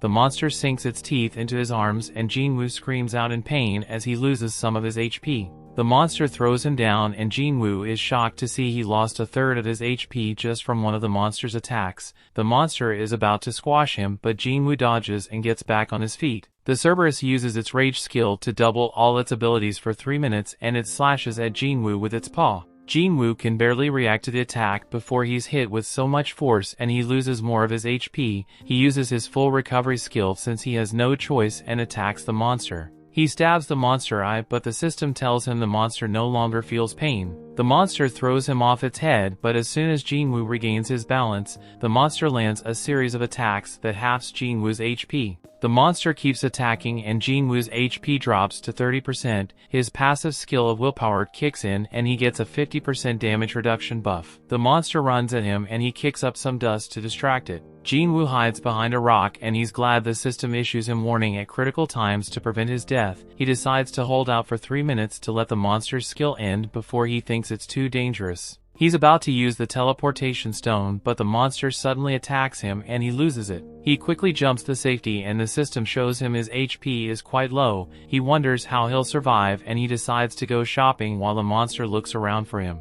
He gets 3 bottles of an exclusive healing potion, but each bottle only restores 100 HP. He sees the venom of the water snake in his inventory and he decides to take it since he's immune to toxins. The venom kicks in and grants him a 20% physical damage reduction. The monster finds him and attacks him, but he doesn't give up because he can still move. The monster's skill ends and Jin-Woo uses that opportunity to land as many attacks as he can manage. He slices and slashes the monster, but it remains unhurt. It attacks Jin-Woo and sinks its teeth into him once again and Jin-Woo's HP almost drains out. Jin-Woo uses his last strength to keep attacking the monster's weak spot repeatedly and the monster finally falls. The system shows that he has defeated the Cerberus and he levels up considerably. His wounds heal and he heaves a sigh of relief. The system shows him the items he got for defeating the Cerberus. He gets a key that opens the door to the demon's castle. He suddenly gets a random item which opens up to reveal the pattern of the elixir of life. He sees that he needs 3 materials to craft the elixir and these materials can be found in the demon's castle. His experience with the Cerberus made him realize that entering the demon castle will definitely lead to his death. He decides to return to the dungeon in the near future, when he's strong enough to clear it. The story continues. We see Jin-Woo pays a visit to his mom in the hospital. He looks at the requirements to craft the elixir of life, which can cure all diseases. He wonders if the elixir would be able to wake his mom from her eternal slumber. Though he doesn't have the 3 items needed to craft the elixir, he knows where to find them, but he knows he's not strong enough to enter the place holding the item. He decides to level up even more and get much stronger. Jin-Woo sets up a meeting with Jin-Ho in a cafe, and he accepts his proposal to join him in 19 C-rank raid missions. Jin-Ho is surprised Jin-Woo agreed, but Jin-Woo tells him he only agreed because of certain circumstances. He gives Jin-Ho a condition before he accepts the proposal. He tells Jin-Ho only 2 of them would go on the raid missions. Jin-Ho wonders how only both of them would conquer the C-rank dungeons. Jin-Ho reminds him that they need at least 8 people to enter a C-rank dungeon, and Jin-Woo tells him to find people to make the numbers up, just like Dong-Suk did. Jin-Ho wonders if the missions won't be too dangerous, but Jin-Woo tells him they can complete the 19 raid missions as long as they both remain safe. He tells Jin-Ho his father is sure to acknowledge him if they go through the raid missions unscathed. Jin-Ho considers this and decides to accept Jin-Woo's condition. He tells Jin-Woo that he'll take care of the extra members and the dungeon gates. Elsewhere, Cha-Hae is jogging around a racetrack. She decides to take a break and she dehydrates herself. She stretches her muscles and she realizes someone is hiding behind her. She tells him to come out and she asks him why he's stalking her. He's not surprised that she was able to detect him since she's an S-rank hunter. He tells her he couldn't find a good time to talk to her and he apologizes for interrupting her training. He offers her his business card and we can see his name as Masakazu Tamanaga. Jin-Ho is in a car with his dad, and his dad recalls when the dungeon gates first appeared. Since then, politics, news and social events have been linked to the dungeon. The dungeon houses several infrastructures which are important to the common folk and he knows without it they won't be able to survive. He knows only hunters can bring such valuable resources from the dungeons. The hunters are managed by a government agency known as the Hunter Association. The Hunter Association classifies hunters' registers and manages them. The association is also responsible for assigning and power to dungeons and bearing the responsibilities of dungeon breaks. He knows the government agency can only maintain operations while the guild controls the major resources centered around hunters. The guilds obtain profit acquired from the dungeon. The 5 major guilds in the country comprising those are the Hunters Guild, the White Tiger Guild, the Felm Guild, the Fame Guild and the Knights Guild have monopolized all the resources. He tells Jin-Ho he can't just sit back and watch them do that, because the resources vital to common people will fall into the wrong hands. He thinks it should be people who have supported the nation's development that should be responsible for managing the resources. He tells Jin-Ho that is the reason they must establish a guild. Jin-Ho agrees with his father. He and his brother jointly run a guild that headhunts S-rank hunters, which is quite risky. He's not sure his current self can handle a guild alone. Jin-Woo goes out for a jog to complete his daily task. He sits on the park bench and he opens up the game system. He notices the system doesn't count the extra tasks anymore, and he wonders if he can still get a reward like the previous secret quest. He was hoping to get another item from the cursed random loot box, just like the Demon Castle's key. He realizes he may get the key to an instant dungeon. He opens the random loot box, but he gets a bingo card that has already been partly played. He's disappointed by the reward, but he understands that it's a random loot box, so he doesn't worry about it. Jin-Woo leaves the park and he walks along the city streets. He looks at his status on the game system and he realizes just 3 ability points are not enough to make him strong. He decides to level up quickly, but he can't do anything but wait for Jin-Ho's C-rank mission raids. He remembers a centipede in a dungeon, and he decides to go back to slay them to get more points, but he realizes he would be able to escape more easily, and he may not get points from defeating the centipede. His game system closes as he gets a message from the Hunter Association inviting him to participate in a D-rank gate mission. He sees that he'll not be able to fight alone since the Hunter Association wants to make a team and he wonders if he should decline. He decides to take the mission because it's better than doing nothing and he can't waste any time. Elsewhere, Song's apprentices are training in a dojo. One of the apprentices confesses to his master that he's still not strong enough to defeat him. The master tells him it's understandable that he can't win, but the apprentice still feels ashamed. He wants to spar with the master while he's in an optimal state, but the master is surprised he's not giving up. He gets an urgent call-up message and he said that low-rank hunters are nothing but errand boys for the association. His apprentice asks him if he's ever considered retirement, and he's surprised. He remembers terrible scenes from his previous raid, and he realizes he may be a hindrance since he lost one arm. His apprentice tries to explain that he didn't mean it like that, but the master tells him he wants to do as much as he can for the world before he loses his life. A hunter tells his wife he got called to a raid mission and she tells him to consider giving up his hunter profession. She tells him the profession is too dangerous because a lot of people lost their lives in his previous mission. She reminds him that he almost didn't make it out, but he tells her they need money to get their daughters through school. She agrees with him and he reassures her that the association won't send them to a dungeon that's too dangerous for them. He tells her the last time was just an exception, and she apologizes to him for worrying unnecessarily. She tells him to be careful, and his daughter wonders if he's strong. He assures her that he's very strong and he can defeat powerful monsters. Yunho goes to see Jongin in his office and he's pissed Jongin deceived him. Jongin feigns ignorance and Yunho tells him he pushed the media interview on him. Jongin tells him he saw the interview on TV and he thinks he did very well because his speech was heartfelt. Yunho is pissed Jongin is pushing his responsibilities on him. Jongin tells him his attitude and honest character will represent the hunters and that's what their chairman wanted. He tells Yunho he isn't suited for that. Yunho decides to drop the accusations and he wonders what Jongin summoned him. Jongin tells him he wants to inform him that Eugene Construction, which is the business name of Jinho's dad, wants to establish a guild. Yunho tells him he already knew about it, and he heard they were looking for people to fill up the guild. He knew they were poaching some of his squad members and Jongin realizes he's meddling unnecessarily since he already knows. Yunho is sure Jongin and knew he was aware of all this and he decides to find out what Jongin really wanted to tell him. Juhee gets a call from her mom who wonders if she's alright, since she doesn't call her often. Her mom wonders how her work is going and she tells her it's going fine. Her mother wonders if working as a hunter makes her uncomfortable, since she's so timid. Her mom heard she was a B-rank hunter, but she's not convinced she's strong enough for that rank. She thinks she's a burden to other hunters, so she tells her to come back home and help with the house chores. Juhee gets angry and she tells her mom to stop making decisions for her. She tells her she'll make her own decisions, and she ends the call. She's so pissed her mother thinks she's a burden to other hunters. She remembers how useless she was in previous raids, but she decides to give it another go. She leaves her room, but she gets a message from the Hunter Association asking her to participate in a D-rank gate raid. Cha-hae walks through the Hunter Association building and she stumbles upon Yoonho, but he doesn't pay her any attention. She goes into Jong-in's office and he wonders what he can do for her. She tells him she was approached by a scout from Eugene Construction and she wanted him to know about it.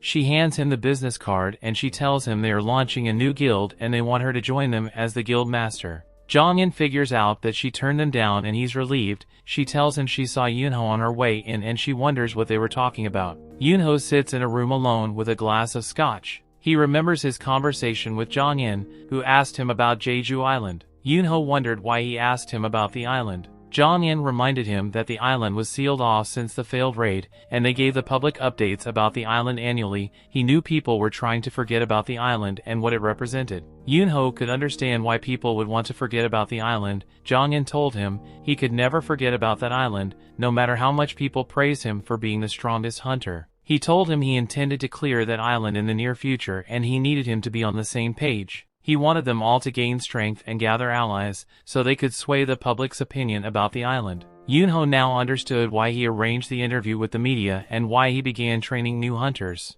Jong-in wondered if Yoonho also left something behind on the island, and Yoonho remembered his friends he left behind during the raid. In a dark room in an unknown location, a suspicious man makes a deal with another man to take the lives of some people. Jin-Woo tells Jin-ah he's heading out and she wonders why he has worked during a holiday. She realizes he has been very busy lately and she can't believe he was the same guy who had to take long breaks between each mission so his injuries could heal. She wonders if his training is paying off, and he tells her he can make a steady living now thanks to his training. He heads out and she's surprised he's heading out without his stuff. He tells her he would be alright without them. She tries to stop him, but he walks out. She's surprised because he's going for a raid, not making a quick trip to the convenience store. The dojo master Mr. Song knows his sword will be useless to magic beasts and his martial arts would be useless in a dungeon. He stumbles upon Jin-Woo and he's surprised to run into him. He can see that Jin-Woo has changed a lot since the last time they met. He remembers Jin-Woo lost his leg, but Jin-Woo tells him it was healed when he woke up in the hospital. Mr. Song thinks it was a skilled healer who restored his leg, and he's happy to see Jin-Woo in good health. Jin-Woo is sad because Mr. Song didn't get his arm back, but Mr. Song tells him he had gotten used to it. Jin-Woo wonders what Mr. Song is doing around the area,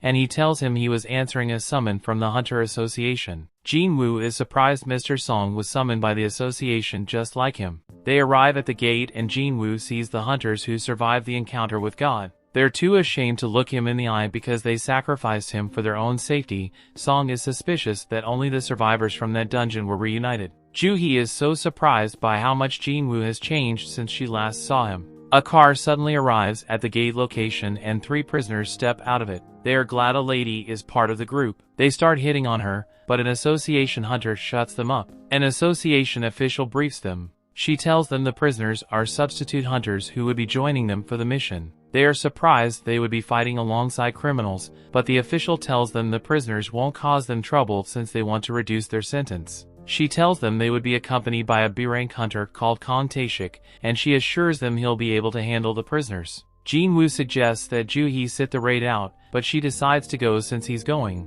Tae-shik introduces himself to the group and he wonders who would lead the raid. Mr. Song decides to lead, and he thanks Jin-Woo, making sure they came out alive the last time he led them into a raid. Tae-shik is suspicious of Jin-Woo, but it's time for the hunters to enter the dungeon, so they gather at the gate and proceed through it into the dungeon.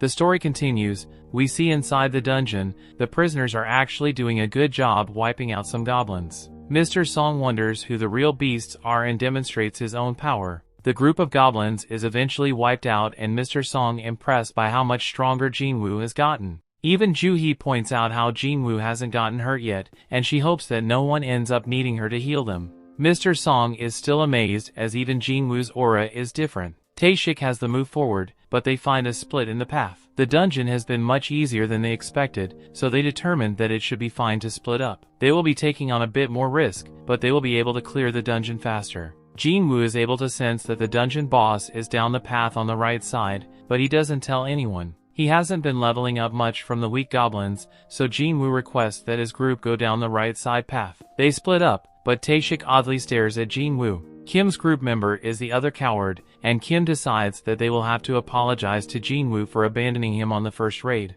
They are sure that he won't accept their apology, but Kim determines that he must try if he wants to continue being a hunter. Down the other path, the prisoners easily wipe out another group of goblins. Taeshik strangely asked if they will be able to do the same against humans, and they point out that it would make no difference. A look into the past shows that Taeshik was told that Sung Guy's daughter was assaulted by 3 men. His daughter took her own life afterwards, but this guy was furious, since the 3 guys would be set free from prison in just a few years. To make things worse, they're hunters, and hunters are allowed to participate in raids to reduce their sentences. This is incredibly unfair since his daughter will never get to come home. The man brought 3 million yuan and offered to give it to Taeshik if he eliminates the 3 prisoners. Taeshik is absolutely crazy, as he now tells the prisoners what he will tell the inspectors when he leaves the dungeon without them. He will say that the prisoners were eliminated by a pack of 100 goblins. Kim continues down his path, but he is shocked to find that it touches to Taeshik's path, and he finds Taeshik massacring the prisoners. Taeshik tells the prisoner that he was told to make them suffer,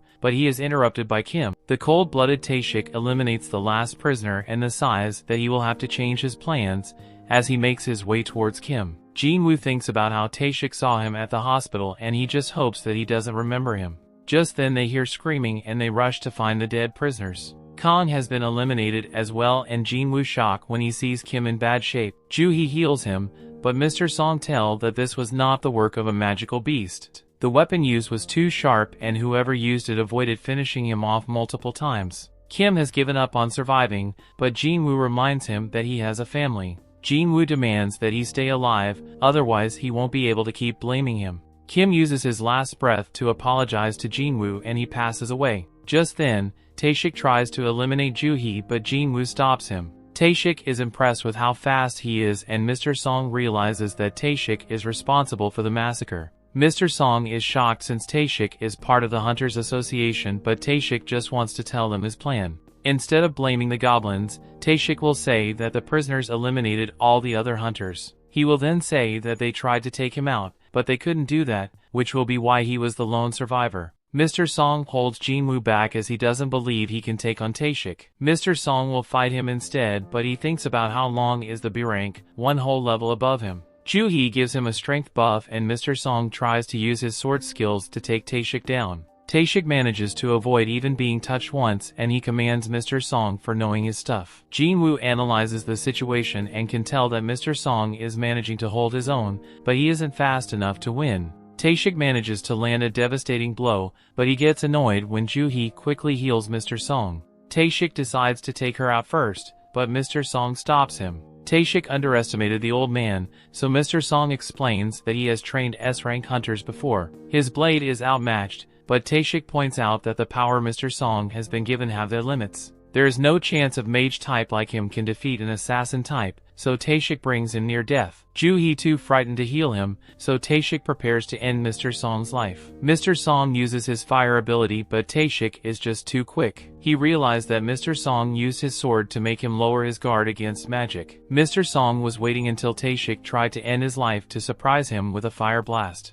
Taeshik saw right through his plan though, and Mr. Song will now pay with his life. Just then, Jin-Woo finally steps in to stop the fight. Taeshik demands to know who he is, so Jin-Woo explains that he's simply an E-ranked hunter. Taeshik doesn't believe him, since he would need incredible reaction speed to stop the attack he just used on Mr. Song. Taeshik can tell that Jin-Woo was hiding his power and determined that he had a second awakening. The others are shocked and Taeshik just now remembers Jin-Woo from the hospital. The mana reader only read 10 at the time, so Taeshik thinks that the second awakening must have come after that. This doesn't make sense though, as it doesn't explain why Jin-Woo was able to survive the double dungeon. Taeshik determines that it actually doesn't matter, so he prepares to eliminate Jin-Woo. Jin-Woo wants to know what happened just now, so Taeshik explains that he was just carrying out justice by taking out the prisoners. Jin-Woo couldn't care less about them, but he wants to know why he eliminated Kim and Kong. Jin-Woo points out that Kong could have done it quickly, but he didn't.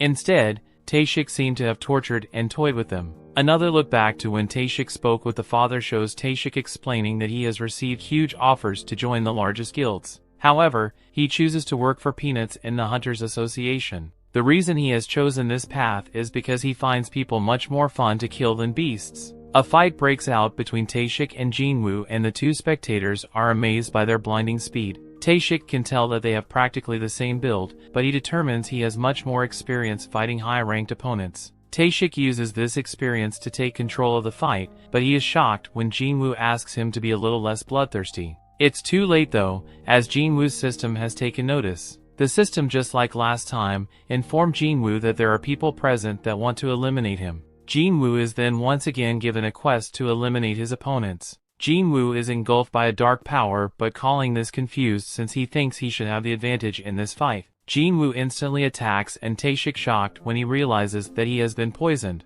The two continue fighting, but Taeshik has something special to show him as well, and he disappears. He explains that this is the stealth skill. It conceals the sight, sound, and even his smell. Only a tiny fraction of hunters can obtain this skill, and no one knows he has it. Taeshik manages to hurt Jin-Woo, and he tells the others to stay back and wait for their turn. Taeshik is certain that Jin-Woo won't be able to do much now with an injured leg, but he's shocked when Jin-Woo instantly heals himself. Taeshik is in disbelief since he has never heard of a combat hunter who could also use healing magic. Jin-Woo is completely unpredictable, and this makes him very dangerous. Jin-Woo has seriously changed, as he explains that he just lost another one of his emotions, and now he doesn't even need to get angry to kill filth like Taeshik. Taeshik realizes that Jin-Woo has taken human lives before, and Mr. Song shocked to hear this. He determined that Jin-Woo has probably had to make some tough decisions in a short amount of time, and that is why his appearance was not the only thing that changed. Taeshik moves in to continue attacking,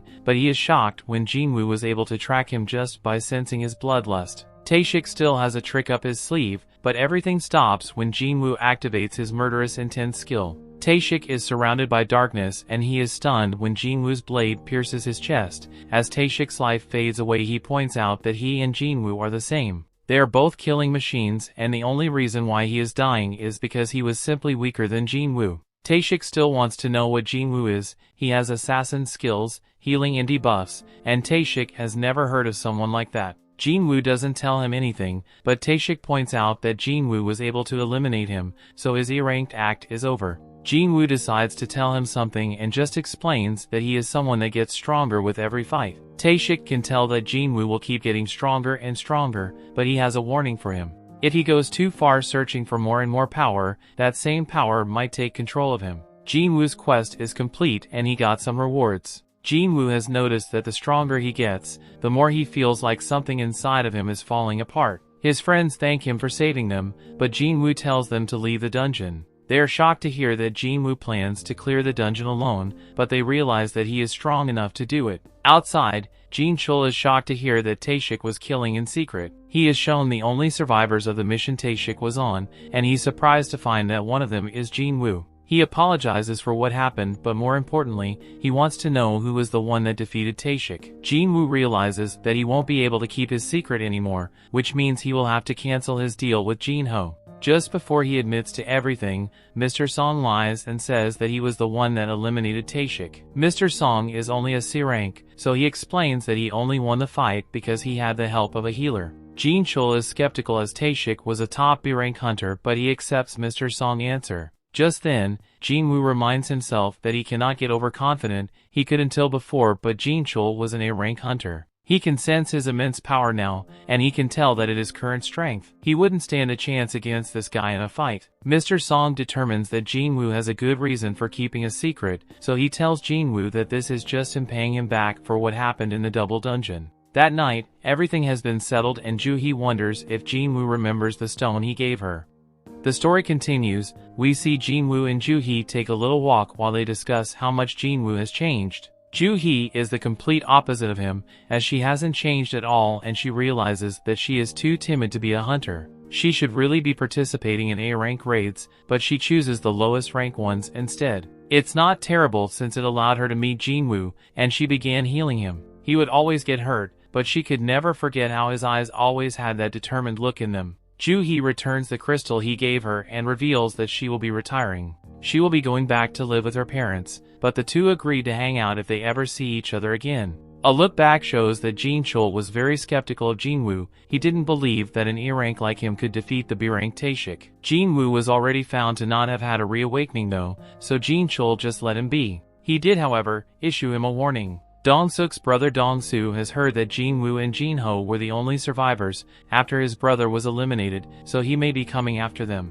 This is extremely shocking since Dong-soo is an S-rank hunter. Dong-soo likely doesn't care about all the facts, and he is the type to be upset just because Jin-Woo survived and his brother didn't. Unfortunately for Jin-Woo, the law is powerless against S-rank hunters, and they have the potential to bring forth either a miracle or a calamity. One of these monsters is after Jin-Woo, so Jin-chul recommends that he get his family and leave the country. Jin-Woo just determines that this is another reason to have to become stronger, since if he doesn't then he won't survive. Jin-Woo arrives to meet with Jin-ho, but he's very confused by what he sees. Jin-ho explains that this is their strike team. He prioritized finding people who are qualified hunters but have reasons why they can't work and are struggling to make a living. Jin-Woo points out that he hired a high schooler, but she points out that she is a qualified hunter, just like them. She gets discouraged though when Jin-Woo figures out that she's an E rank with no raiding experience. It doesn't actually matter though, as Jin-Woo informs them all that they will be waiting outside while he and Jin-ho take care of everything. They will all be getting paid 3 million yuan each,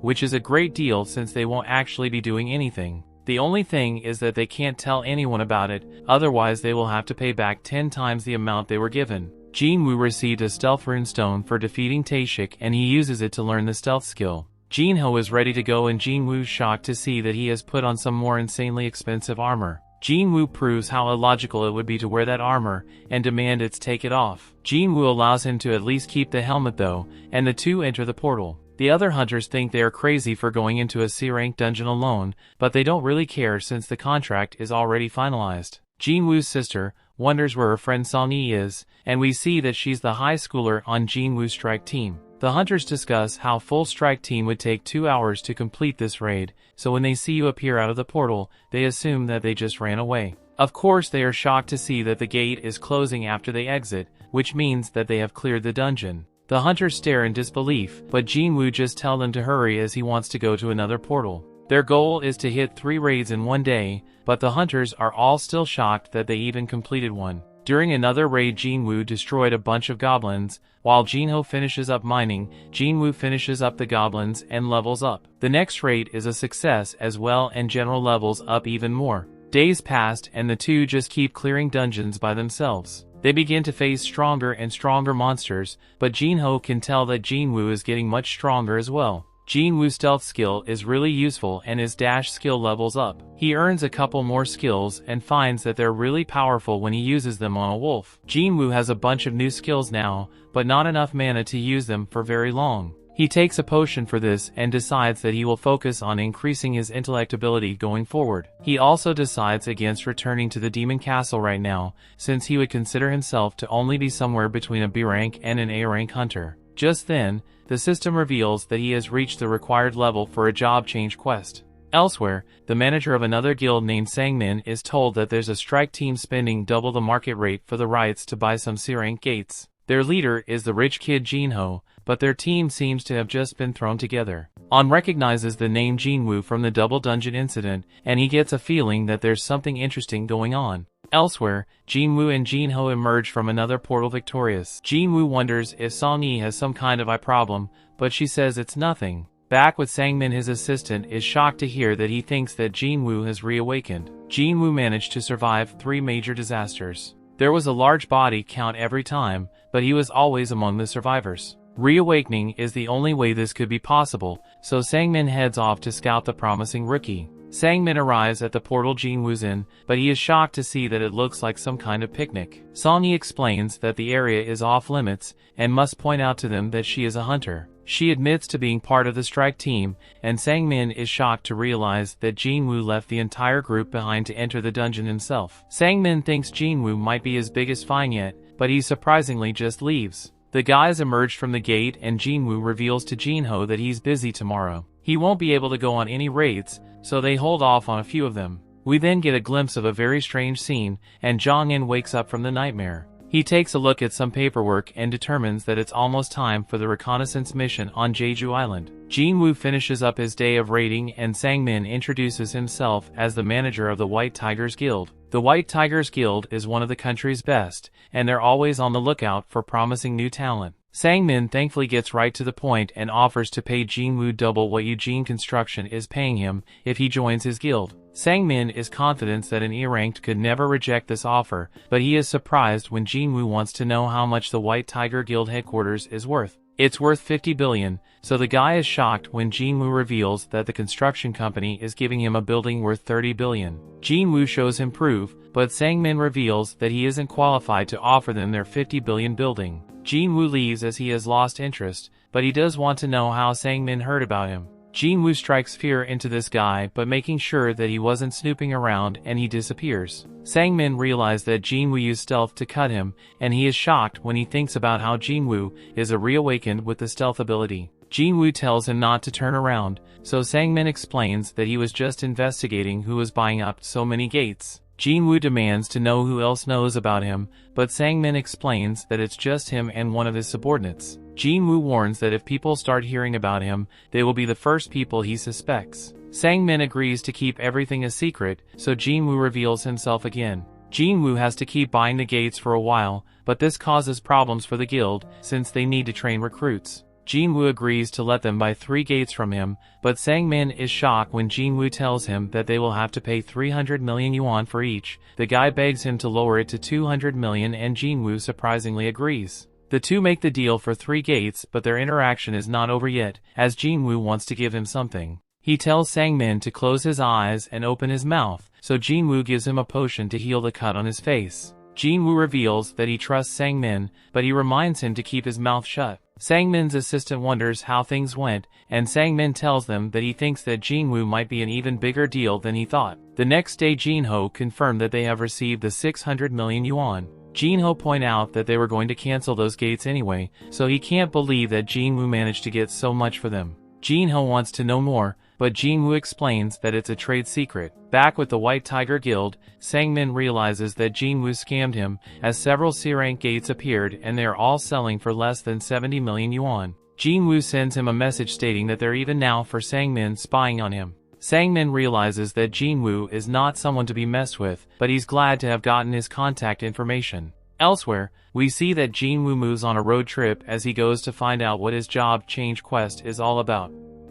The story continues. We see Jin-Woo arrives in some forest far away from civilization, because he has no clue what to expect from the job change quest. He has encountered 2 dungeons that were accessible with keys, and the only quest he has been forced to take immediately were the penalty and the emergency ones. This job quest 1 is optional though, and he has even been given time to decide. Jin-Woo assumes that it's an important event that will make him stronger by earning skills best suited to his job, so he decides to accept and the gate opens. Jin-Woo just now remembers that he didn't do his daily quest and decides to do it later. He declares that the real game starts now and he enters the gate. Elsewhere, Jin-Ho has a meal with his father and they are met by his brother. In the dungeon, Jin-Woo finds that he won't be able to use potions or his full recovery. He won't be able to leave until the quest is complete either, so he will have to be very careful. Just then Jin-Woo hears something approaching and he prepares himself. It turns out to be an armor-type beast and Jin-Woo quickly attacks it. He is shocked to find that his attack did nothing and he is caught off guard by the monster's power.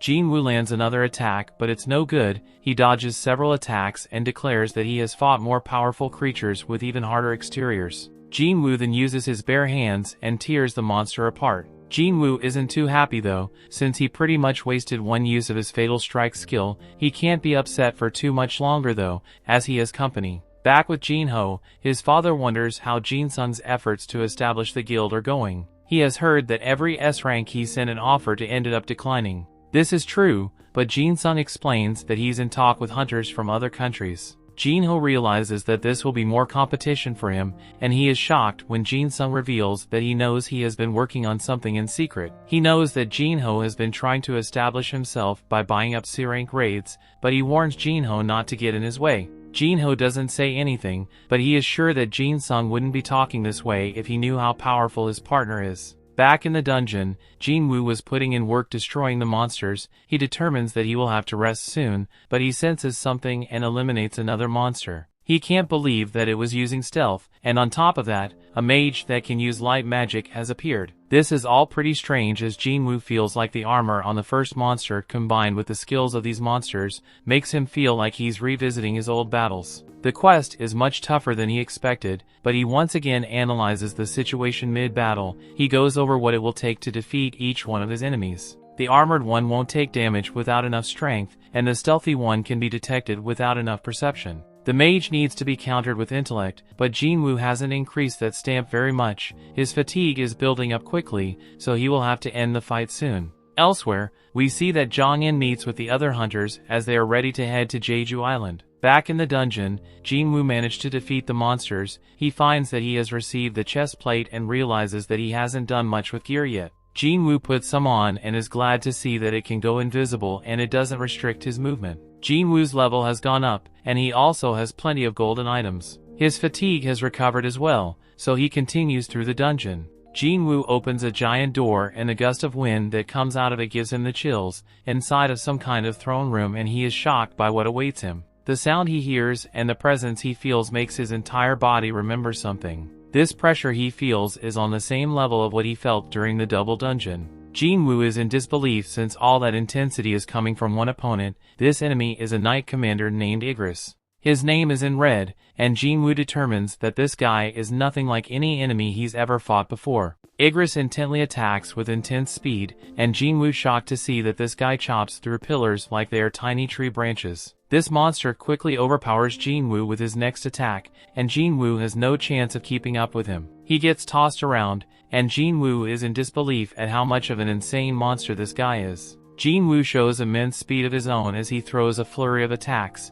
but his blade does nothing against the knight's armor. Jin-Woo just barely manages to block an attack and he gets tossed back. He determines that they are equal when it comes to speed, but Igris is much more powerful than him. This guy is extremely dangerous and Jin-Woo wonders if he has any chance of beating him. Jin-Woo doubts that he can win without a weapon, but he can only think of one way to deal any damage through the armor Igris wears. Jin-Woo puts away his dagger and Igris surprisingly throws aside his weapons as well. Elsewhere, Jong-in calls the chairman Go and thanks him for approving the operation. The chairman tells him to be careful, but Jong-in is already fully aware of the danger. He knows that this expedition is simply to assess threat levels. They will just prod the enemy and see how they respond. Jong-in is as diligent as ever, and he explains that it's because the last 3 done Jeju Island never really ended for him. Back in the dungeon, Igris wasted no time in crushing Jin-Woo. He tosses Jin-Woo again like he's just a toy and he lands a barrage of punches on him. Jin-Woo gets sent through a wall and he's shocked by his opponent. He was blocking all the punches, but he still feels like he lost 500 HP. Jin-Woo is glad that he put armor on, since he would surely not be alive right now if he hadn't. Jin-Woo concedes that he cannot power this guy, so he boosts his speed instead. Jin-Woo flies around him and manages to finally push him back. He tries several more attacks afterwards, but it soon becomes very clear that he won't be able to catch him again. The guy tells him around even more and Jin-Woo notices that the skill he used also increased his defense. He's still getting destroyed by this guy as he gets him back into the room, but Jin-Woo continues to fight back. His efforts paid off as Jin-Woo uses a spectacular move to land a kick right on Igris' head. Jin-Woo realizes that this might actually be bad for him, and the knight attacks with even more ferocity. Jin-Woo just continues to take an absolute beating as Igris tosses him onto the throne and stares down at him. Back home,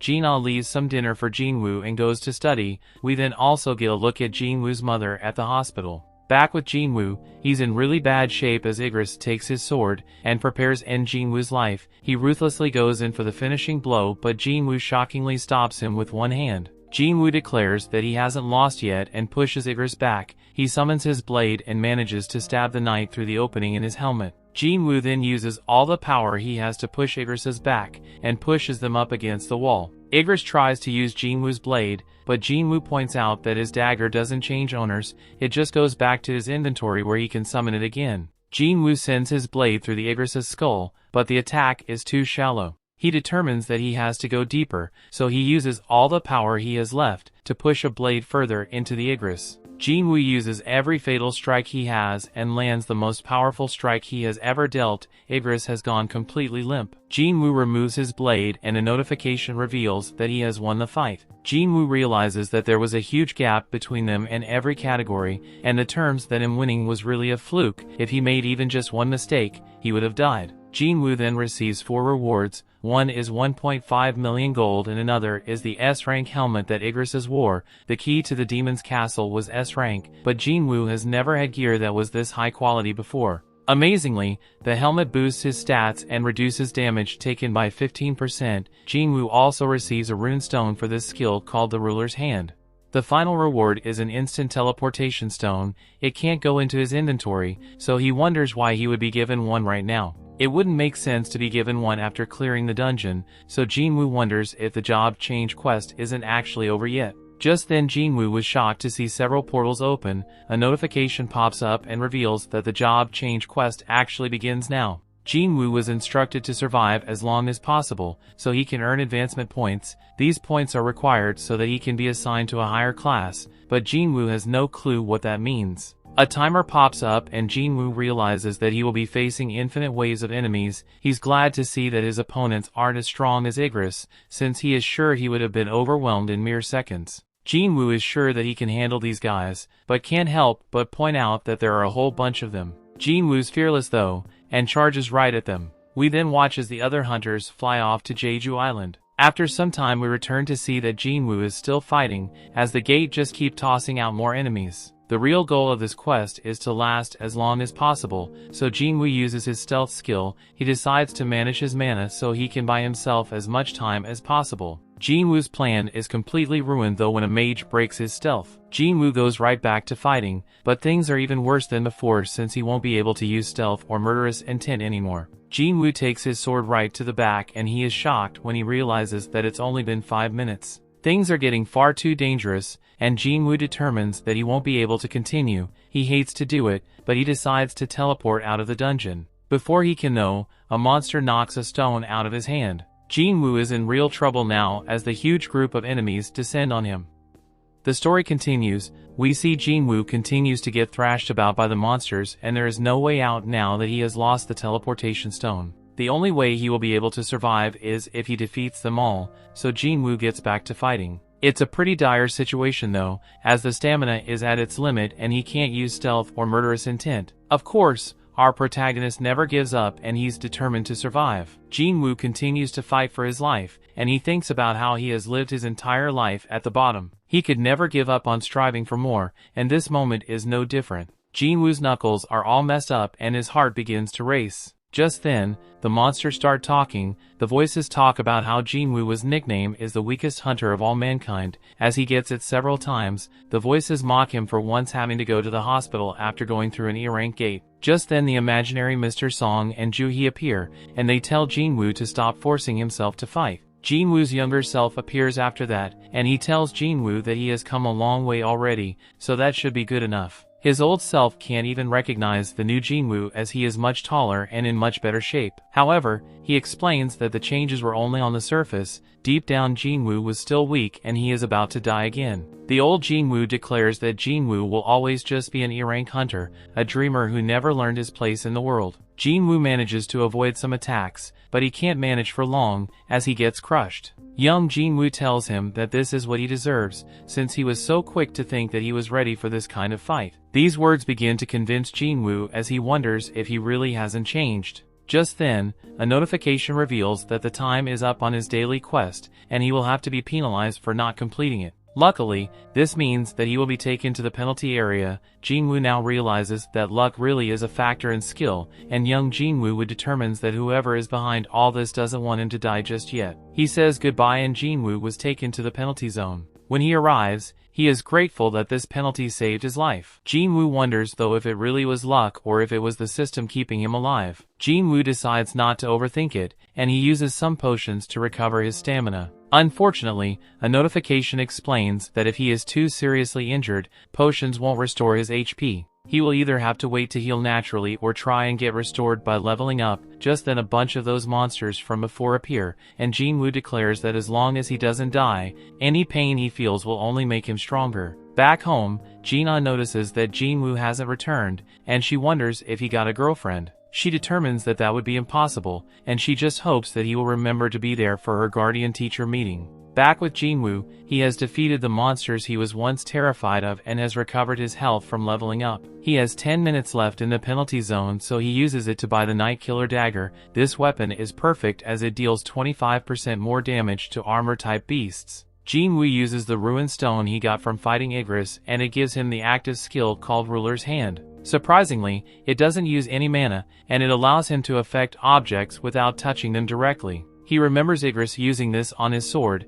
but Jin-Woo tests it and finds that he can't move large objects yet. Time is almost up, so Jin-Woo declares that he will have to rely on a little bit of luck to carry him to the end. Jin-Woo gets teleported back to the dungeon and he gets ready to fight again. Back with the other hunters, they're getting closer to Jeju Island. Jong-in is told that multiple sources of mana have been detected in the water, and Jong-in is shocked by what he sees. In the dungeon, Jin-Woo was very pleased by how his Night Killer dagger's performing. He can't shake a strange feeling he is getting though. He keeps killing the beast, but it doesn't actually feel like he is. That isn't all, as Jin-Woo was concerned about the mages who have been casting spells without actually attacking. Just then Jin-Woo realizes that they are responsible for opening the gates and summoning the knights. He decides to target the mages and finds that defeating one of them makes some of the knights fall apart. Knowing this, he targets the rest of them and takes control of the fight. The mages just do their best to hide behind the knights, but Jin-Woo manages to take out another one, leaving 3 mages left standing. These tricky last 3 combine their power to summon a golem, so Jin-Woo makes his way up to higher ground. He manages to disable it for a moment and thinks about how the dummy ages must have thought the one strong monster was better than several small ones. Jin-Woo points out that this is wrong though, since having fewer targets makes it easier to go after the mages. Jin-Woo finally manages to wipe out all the mages, but the golem is still standing. Our protagonist has become so strong that he uses sheer force to destroy the golem. With that, all the monsters are defeated and the notification reveals that he has finished the job change quest. Now he will be able to switch to a more advanced class with the points he earned based on his performance during the quest. He doesn't get to choose apparently, and notifications begin to pop up with several messages. They state that whatever path the player takes, it is littered with corpses and the stench of blood remains. Furthermore, the player craves great power and blaze his own trail without relying on others. It mentions how a shadow army will follow the player's orders, and Jin-Woo shocked to see that his new job class will be Necromancer. This doesn't make sense to him at all since he hasn't put anything into his intellect stat. Necromancers are usually a magic type class that summon undead monsters as servants. Jin-Woo though has an assassin's build. His main stat is strength, and all his skills fit that style of fighting. If he gets a class like Necromancer, then all the effort he put into his current build will be wasted. Just then Jin-Woo was relieved to see that he can reject it. He declines, but this is some points out that Necromancer is a hidden class and it asks him again if he really wants to decline it. Jin-Woo gives it a second thought and wonders if it being a hidden class means it has some kind of special power. Jin-Woo wishes he had an example to compare it to, and he realizes that it's pretty similar to the summoning magic the mages were using. Encountering them seems like too much of a coincidence, so Jin-Woo wonders if this job change quest was pre-arranged by the system. The idea of summoning beasts like the mages piques his interest. The mages weren't very strong on their own, but Jin-Woo knows that he is. There is no rule that says necromancers can't fight on the front lines,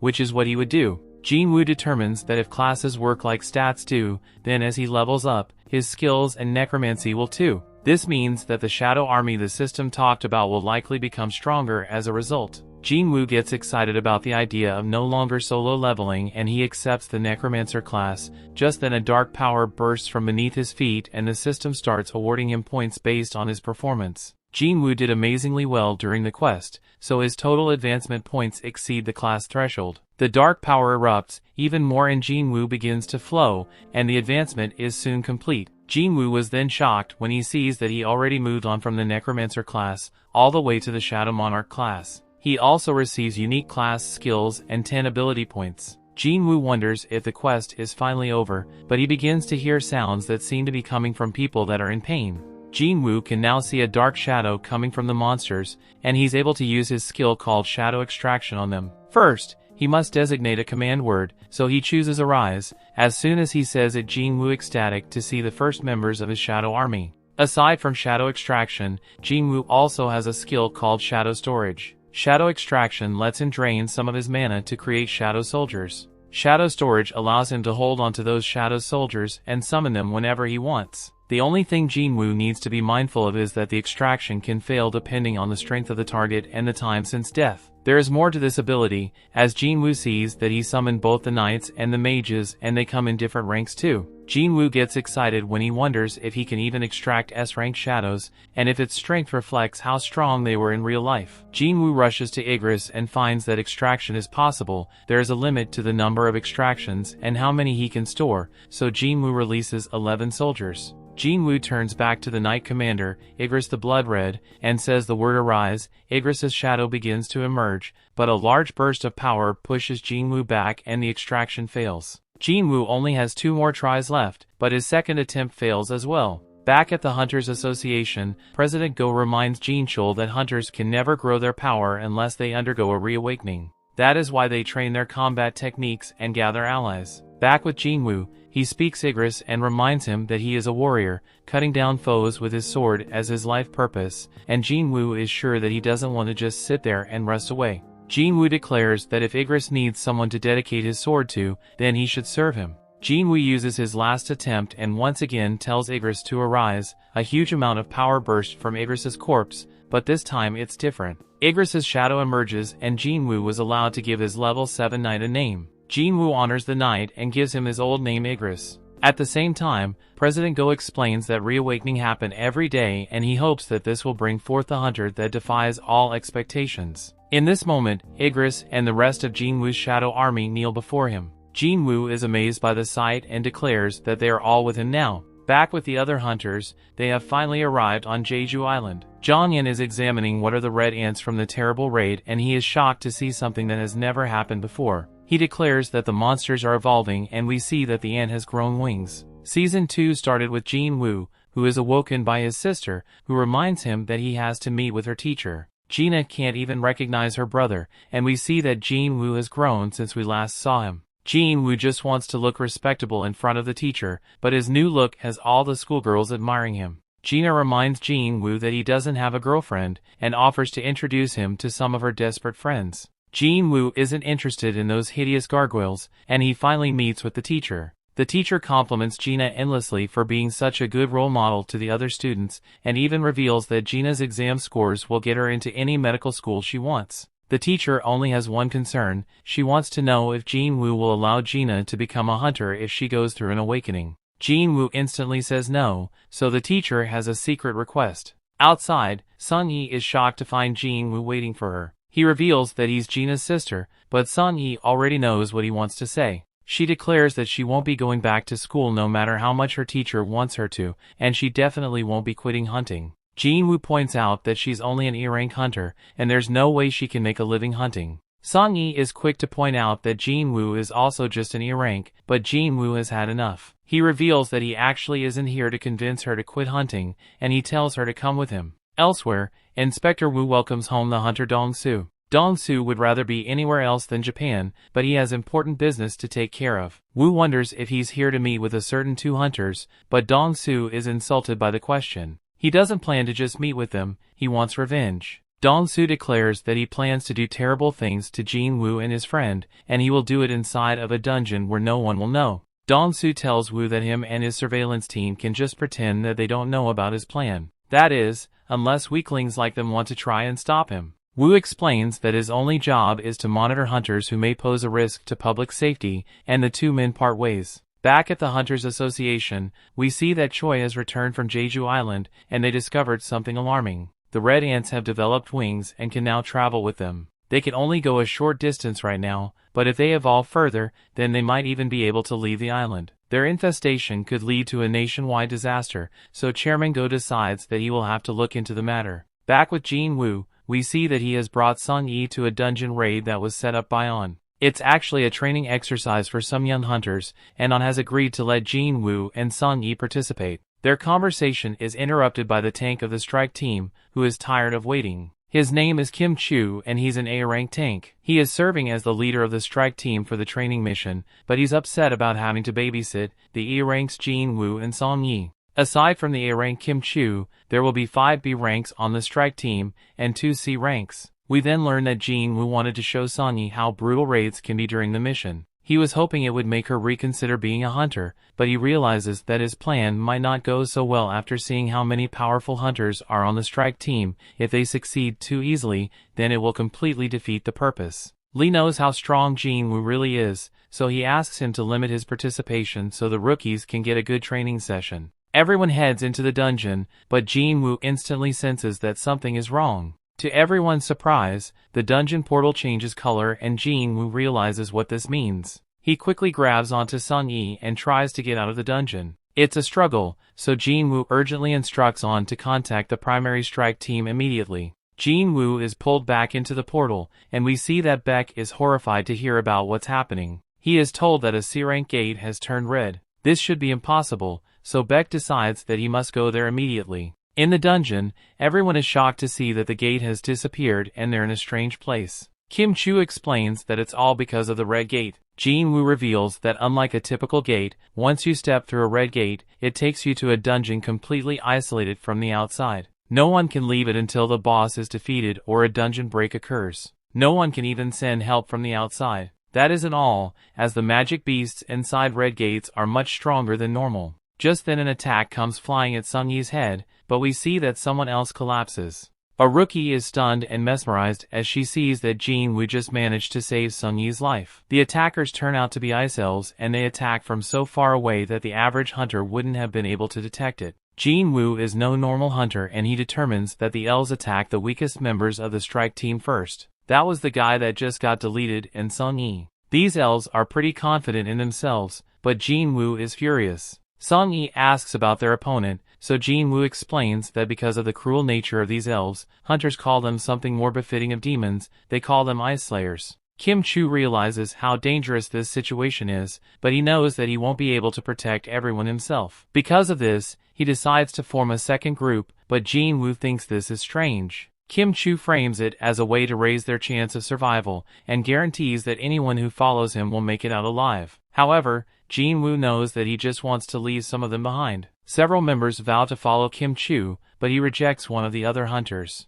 Kim Chu refuses to accept the C-ranks into his group, and the same goes for Jin-Woo and Sung Yi. He explains that every day they spend in the dungeon, an hour passes on the outside. They might be inside the red gate for several months, so he doesn't want to waste any time looking after dead weight. Oddly, the other girl in the group has to join the lower-ranked hunters. Kim Chu allows her to go with them, but calls her a fool and wonders if she just pities them. However, in reality, this girl realizes that not even Kim Chu was able to notice the arrow attack. Jin-Woo was the only one who sensed it coming, so she quietly wonders if he's not really an E-rank. Jin-Woo just ignores her, but she determines that he must be an A-rank, or even higher. After the two groups part ways, Kim Chu finds the markings left by an ice bear. It's a terrifying sign, and the others realize that they just basically left the E-ranks to die. Those guys are in a terrible situation, but Kim Chu is confused by something else. That one girl is a B rank, and they also have 2 C ranks with them, so Kim Chu can't figure out why he assumed that the E rank Jin-Woo was their leader.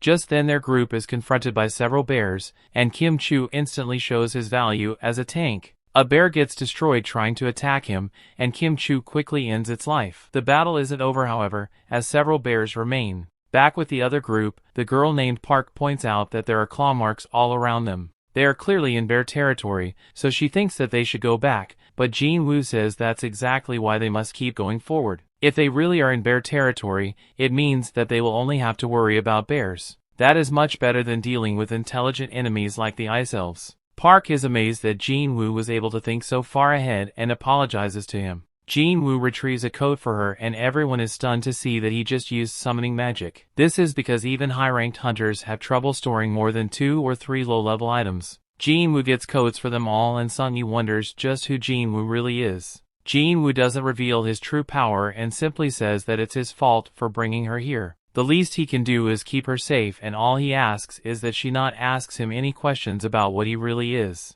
Jin-Woo will do what he must to keep everyone alive, but he tells the others not to ask any questions either about what they see. Just then everyone is horrified as the bear approaches them, but Jin-Woo tells everyone to remain calm. He then calmly changes his title to the Wolf Assassin. Outside, Beck arrives to find that the Red Gate is completely sealed. He doesn't believe that the hunters have much of a chance to survive, and says that it will all depend on Kim Chu. Just then, On reveals that there's someone else that might prove to be an important factor. He says that the hunter's name is Jin-Woo and it's someone that caught his eye recently. Beck is not impressed when On reveals that Jin-Woo is just an E-rank, but On believes that Jin-Woo may have reawakened. Unfortunately, he can't prove this as it's not confirmed. Just then, Dong-soo arrives, and Beck is not pleased to see him at all. This is not Dong-soo's jurisdiction, as he's supposed to be in America right now, but Dong-soo has a question of his own. He wants to know why an E-rank is in the gate of the White Tiger Guild. Beck is shocked when he realizes that he's after Jin-Woo, and Dong-soo is annoyed to have come all this way just for his target to be stuck in some gate. Dong-soo assumes that Jin-Woo will just lose his life in the Red Gate, but Woo thinks that the E-rank is lucky. Being stuck in the Red Gate means that not even the powerful Dong-soo can do anything to him. The only question is if Jin-Woo can somehow manage to survive the dangers of the Red Gate. Inside, all the hunters are stunned as Jin-Woo stands victorious over a sea of defeated bears. Park can't help but break Jin-Woo's only rule, as she wonders just how powerful Jin-Woo really is. That night, the group feasts on the bear meat. They haven't been getting attacked as much, so Sung-yi wonders if Jin-Woo already defeated most of the bears. Park points out that there can still be a lot of them left in the bear den, so they must remain cautious. The girls are shocked, however, that even after all that fighting Jin-Woo has gone out to do more training. Park calls him a very strange man and Sung-yi kind of agrees with her. Nearby, we see that Jin-Woo has actually gone straight to the bear's den. Jin-Woo is as serious as ever as he calls in his army to come out. Several undead soldiers are summoned,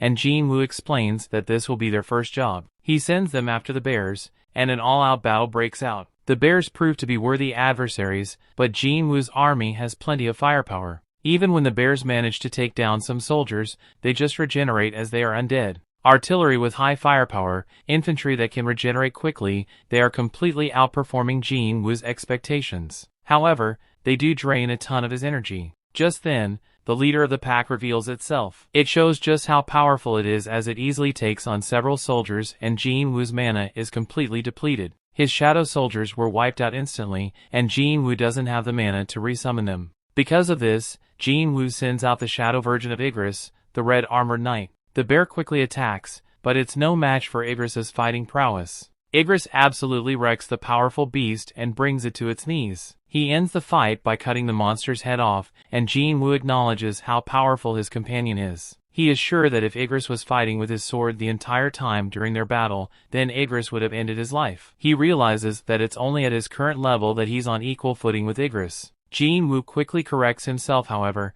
as he thinks that he might still be weaker than him. Igris kneels before his master, and Jin-Woo praises his loyal soldier. Elsewhere, we find that Kim Chu is struggling to breathe. The other members of his party have been eliminated, but Kim Chu vows to accomplish his goal of joining the elite of the White Tiger Guild. He's horrified to see the position he is in now as the Ice Elves have surrounded him, and they finish off the last of his group. Kim Chu succumbs to fear and runs for his life, as he is watched by the leader of the elves. The story continues. We see Jin-Woo stands victorious over the Death Bears, and shows his immense power as a necromancer when he tells them to rise. Shadow bears emerge from the corpses, and Jin-Woo adds to his shadow army. Outside the portal, On explains that the strike force has been stuck for 3 hours, but on the inside it would be around 3 days. Red gates are very dangerous, so Dong-soo determines that Jin-Woo must already be a goner, and he prepares to leave. Dong-soo stops himself, however, as he demands to know why Jin-Woo is hanging around with the White Tiger Guild. On simply explains that Jin-Woo is an acquaintance of his, and he wanted to watch his rank mission. On is relieved when this seems to be a good enough answer, but Dong-soo shocks everyone as he begins to choke On. Dong-soo isn't gullible, and he knows that On has a knack for sniffing out new talent. Just then, we see that Beck has gotten very serious, as he has transformed, and he tells Dong-soo to stop. This only infuriates Dong-soo, as he says Beck is just a big fish in a small pond. The two men release some of their power, terrifying On because an S-rank battle would break out if these guys aren't stopped. The entire area could end up completely destroyed, but the guys are furious, and they attack each other anyway. Back inside the portal, Kim Chu's relieved to have gotten away from the elves. His relief turns to shock, however, as he comes across the corpses of the powerful death bears. It's a horrifying sight, and he wonders if the E-ranks he left behind are responsible. As he trembles in fear, he realizes that Jin-Woo and the others weren't strong enough to do this.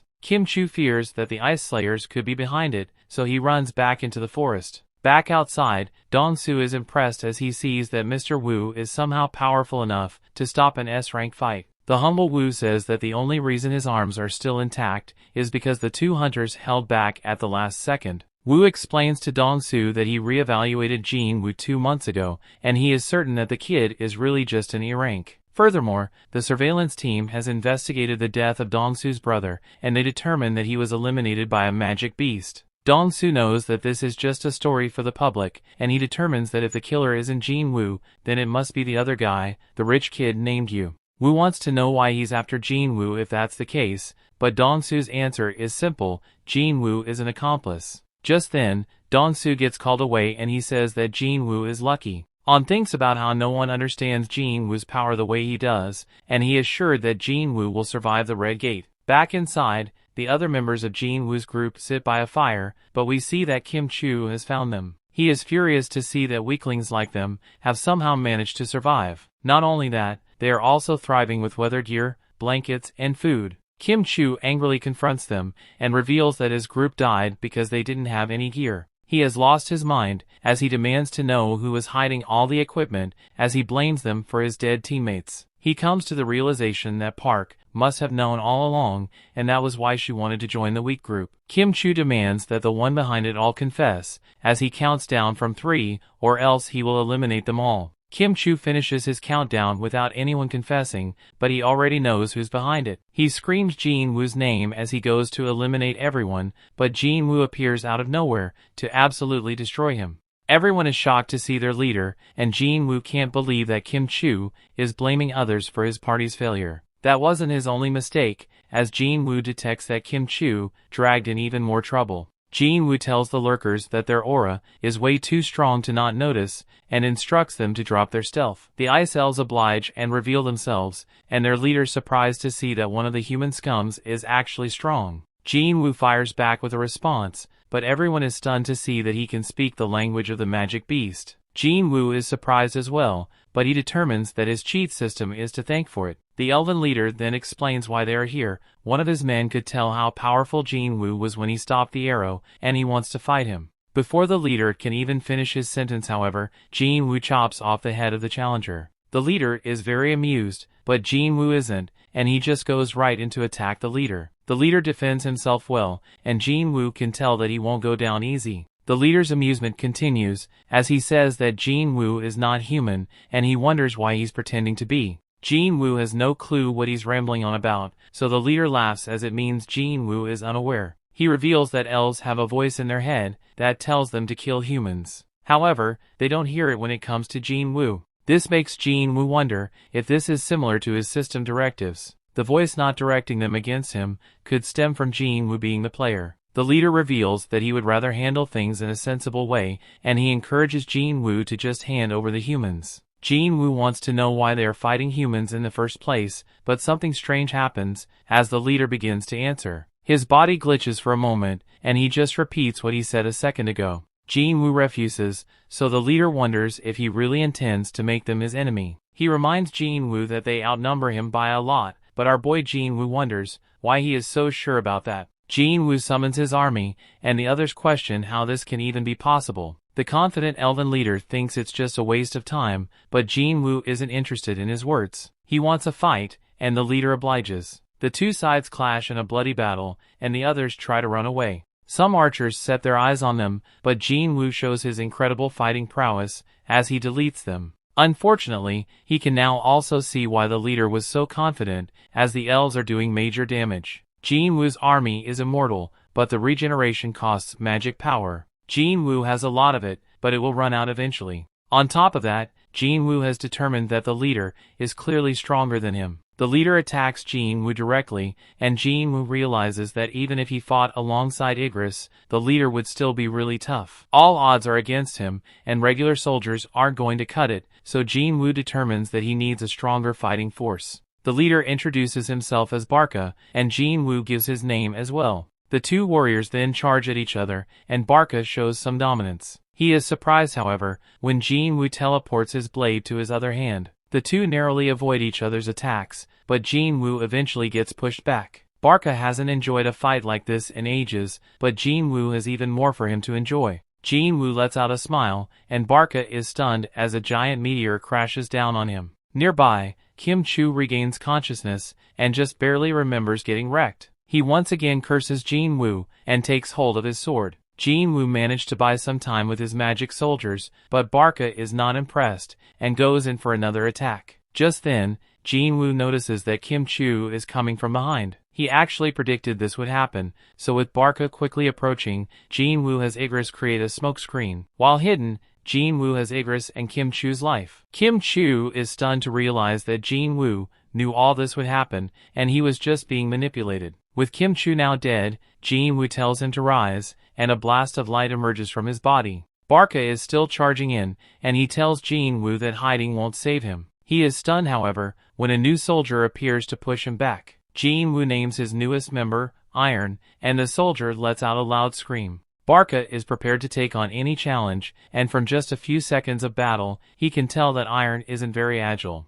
Nearby, Sung-Yi wonders if this is what all hunter battles are like. The others tell her that nothing about what's happening right now is normal, and they have never seen anything like it before. Barca eventually feels like Iron isn't enough of a challenge for him, so he instructs Jin-Woo to join him along with his knight. Jin-Woo is happy to oblige him this time, and the 3-on-1 battle ensues. Barca shows his incredible might as he fends them all off, but he's quickly annoyed by Iron's loud scream. He decides that Iron will have to die first, but Iron is a serious tank. Barca's confidence only grows as he dodges Igris's attack, but he's stunned when Jin-Woo manages to stab him. Jin-Woo is still impressed by the elf, however, as he somehow managed to avoid a fatal blow even amidst all the chaos. Barca doesn't like to be underestimated, but Jin-Woo credits him for staying alive for so long. Jin-Woo commends his opponent, but wonders how the rest of his army is doing. Barca gasps as he remembers the other part of the battle, and he is horrified to see that Jin-Woo's shadow army has eliminated his entire clan.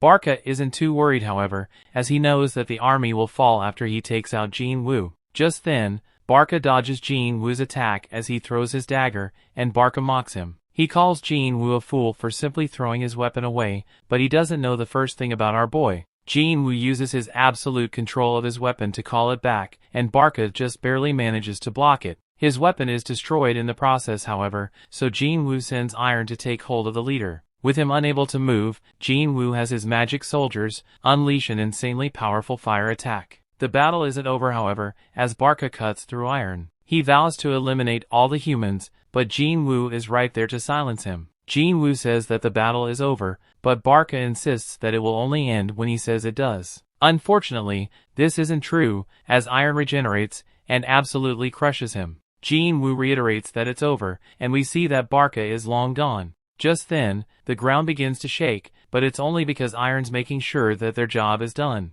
Jin-Woo reminds his new soldier that he must show restraint, and he hopes that this doesn't become a problem. The others are glad to hear that it's all over, and they are shocked when Jin-Woo calmly tells them that it's time to leave. They're all relieved, but Jin-Woo has one more thing to do, as he looks at Barca's lifeless body. Outside, Han says that Beak can return home now.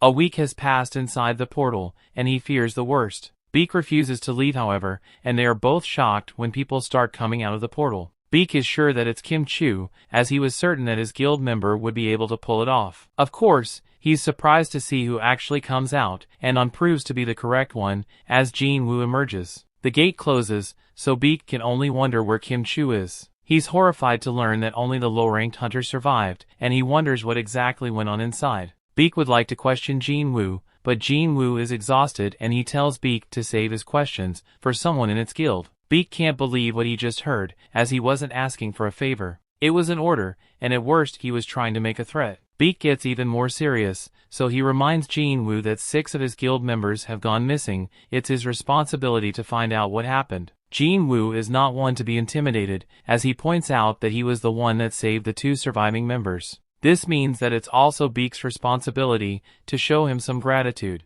Tensions rise, But Beak calms down as he realizes that Jin-Woo is right. He apologizes and Jin-Woo takes Song-yi home. Beak asks Park who exactly that guy was, and wonders why he was so angry. Park reveals that it was actually only after beating the boss that his mood changed. On insists that it must be exhaustion, as Jin-Woo is normally a nice guy. Beak has taken an interest in Jin-Woo, of course, and he instructs On to make sure he is brought to their guild, no matter what it takes. Later, Jin-Woo drops off Song-yi. She thanks him for everything, and looks forward to the next time they meet. As he leaves, Jin-Woo realizes that it hasn't even been an entire day since they were trapped. He's disappointed as he only earned 1 dagger for all his trouble, and determines that Barca must have been just too high of a level. A look back at what happened shows that Jin-Woo tried to make an immortal soldier out of the elven leader. He was given 3 tries, but Jin-Woo wasn't able to extract him. Jin-Woo at least got iron out of this situation, but that was the 3rd time already that he has had to take human lives. The next day,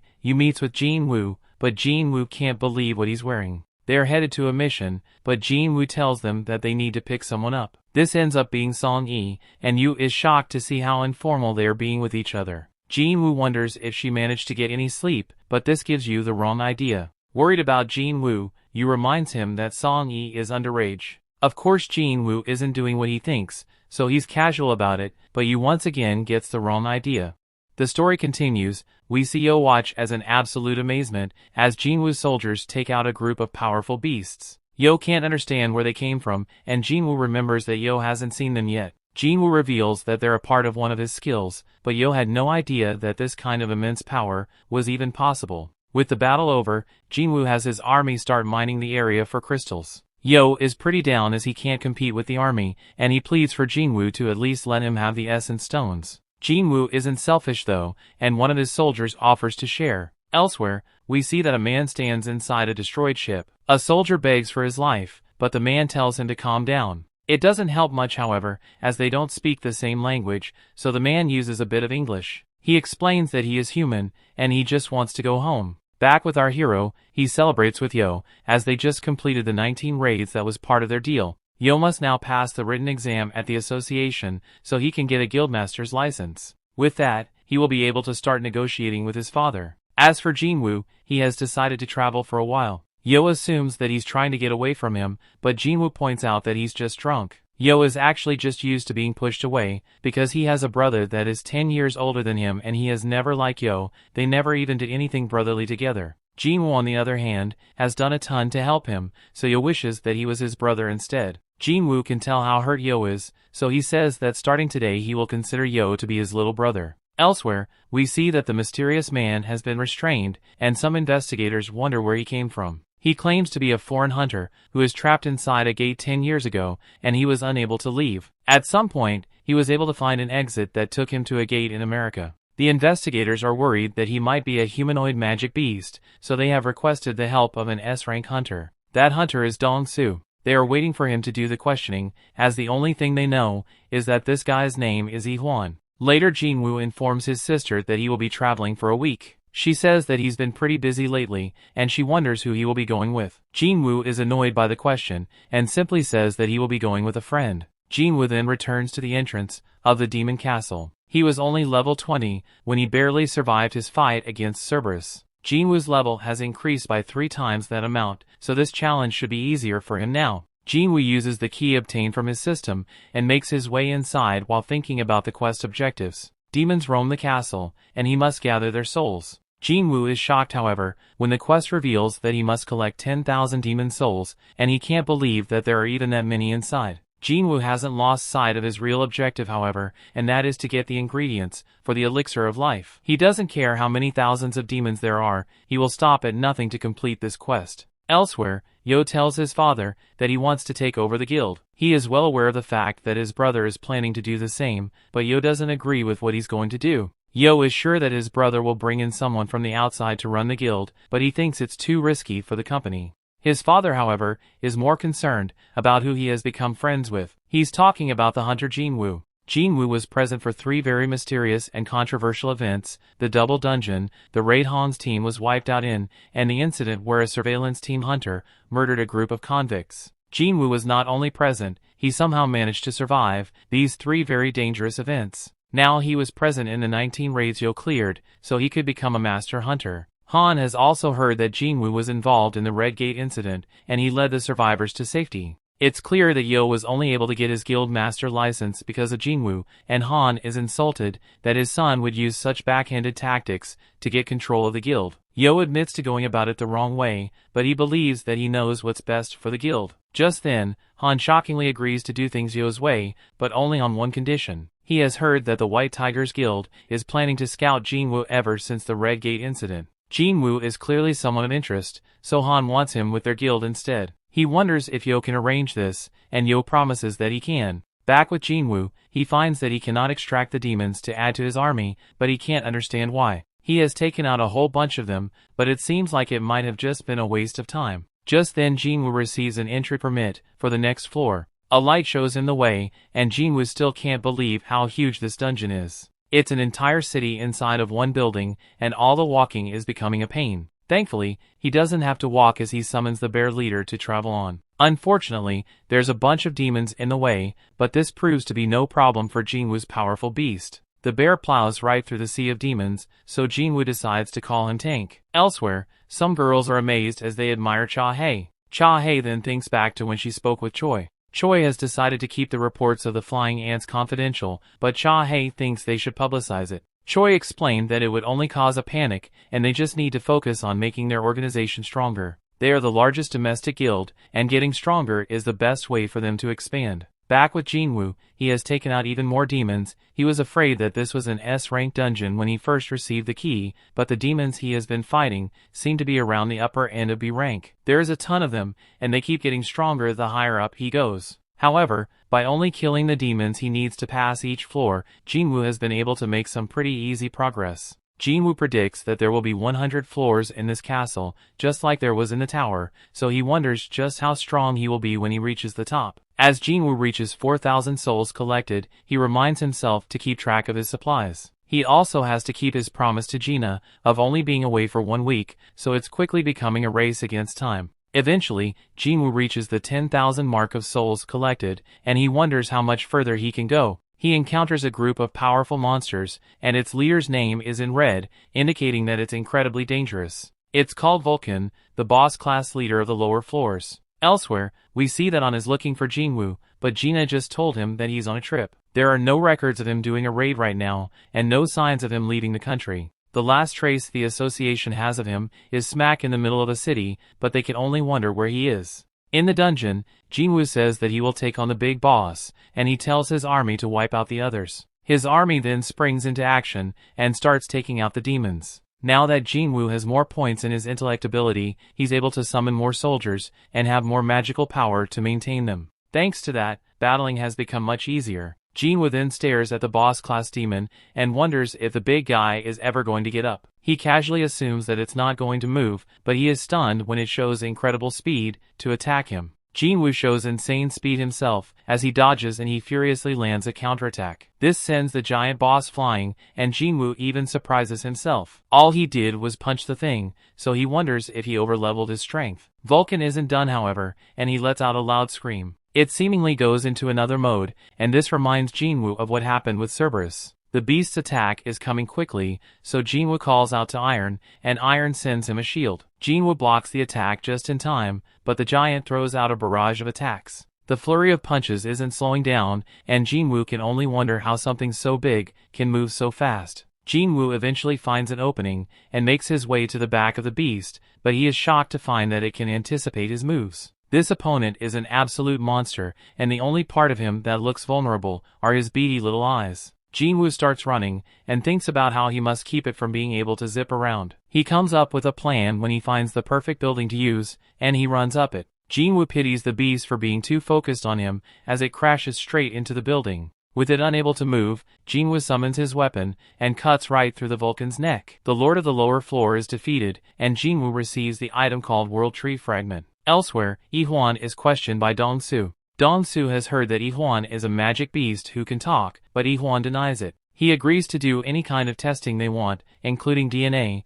but Dong-Su doesn't want him to speak unless he asks him a question. Dong-soo is actually annoyed after having his fun ruined, and he has a look at Ip-1's paperwork. Ip-1 would like to ask him something, but Dong-soo tells him to quiet down. Ip-1 asks anyway, and wonders how much humanity has learned about gates and magic beasts. Dong-soo has no clue what he means, so Ip-1 explains that the dungeons, the gates, and the beasts are all just the tip of the iceberg. He warns that the power capable of bringing forth the ultimate catastrophe has awakened. Ip-1 can't see anymore, but reveals that his goal is to avert this catastrophe. Dong-soo has had enough of this nonsense, and reminds Ip-1 that there are millions of hunters around the world. If enough of them gather their power, they can stop any threat. Unfortunately, Ip-1 reveals, the numbers will not help against the threat he speaks of. They will be devoured and used against them. Dong-soo is done listening, and is more confused by how a magic beast somehow managed to have a wife and 2 kids. Dong-soo wonders what his son's name is, and Ip-1 reveals that his name is Jin-Woo.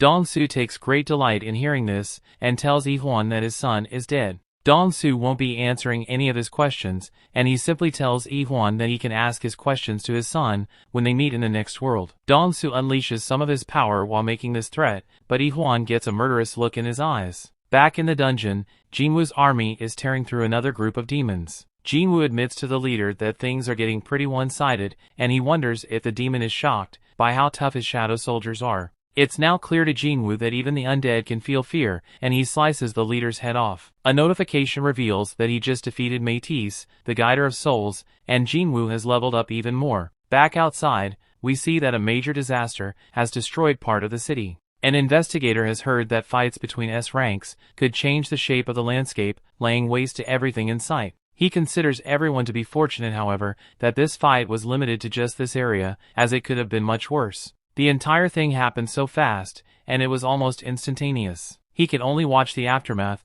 as Dong-soo was completely defeated, faster than the damage could even spread. Back in the dungeon, Jin-Woo has run out of food, which means that this is as far as he can go for now. He has gotten to floor 75, and there's most likely only 25 left. That's still a pretty long way to go, but the gains were worth it. He received a necklace from the skeleton he just defeated, and an earring from the beast on level 50. Alone they are very useful, but they also give a set bonus, which adds 5 points to all stats. There is one empty space in the set, which tells him that there's one more boss level beast to go. He also receives something called the Sphere of Avarice. It doesn't do anything for him, but it doesn't have to be him who uses it. In the hands of magic soldiers, it'll double their firepower. Finally, his latest reward was the ability to choose the cursed random loot box. Jin-Woo was worried that he would never get another chance at the box, but he's glad to receive a second key from it. Unfortunately, it doesn't come with any details, so he has no clue when or where to use it. That isn't important, however, as he reminds himself about the ingredients he is after. He got the World Tree Fragment from Vulcan, and Spring Water from Echo Forest by beating Métis. That's 2 of the 3 ingredients he needs for the Elixir of Life. There's just one more left before he can help his dying mother. Jin-Woo vows that the next time he comes back here. That brings the episode to an end. Thanks for watching. Want next part? Subscribe the channel and turn on notification bell.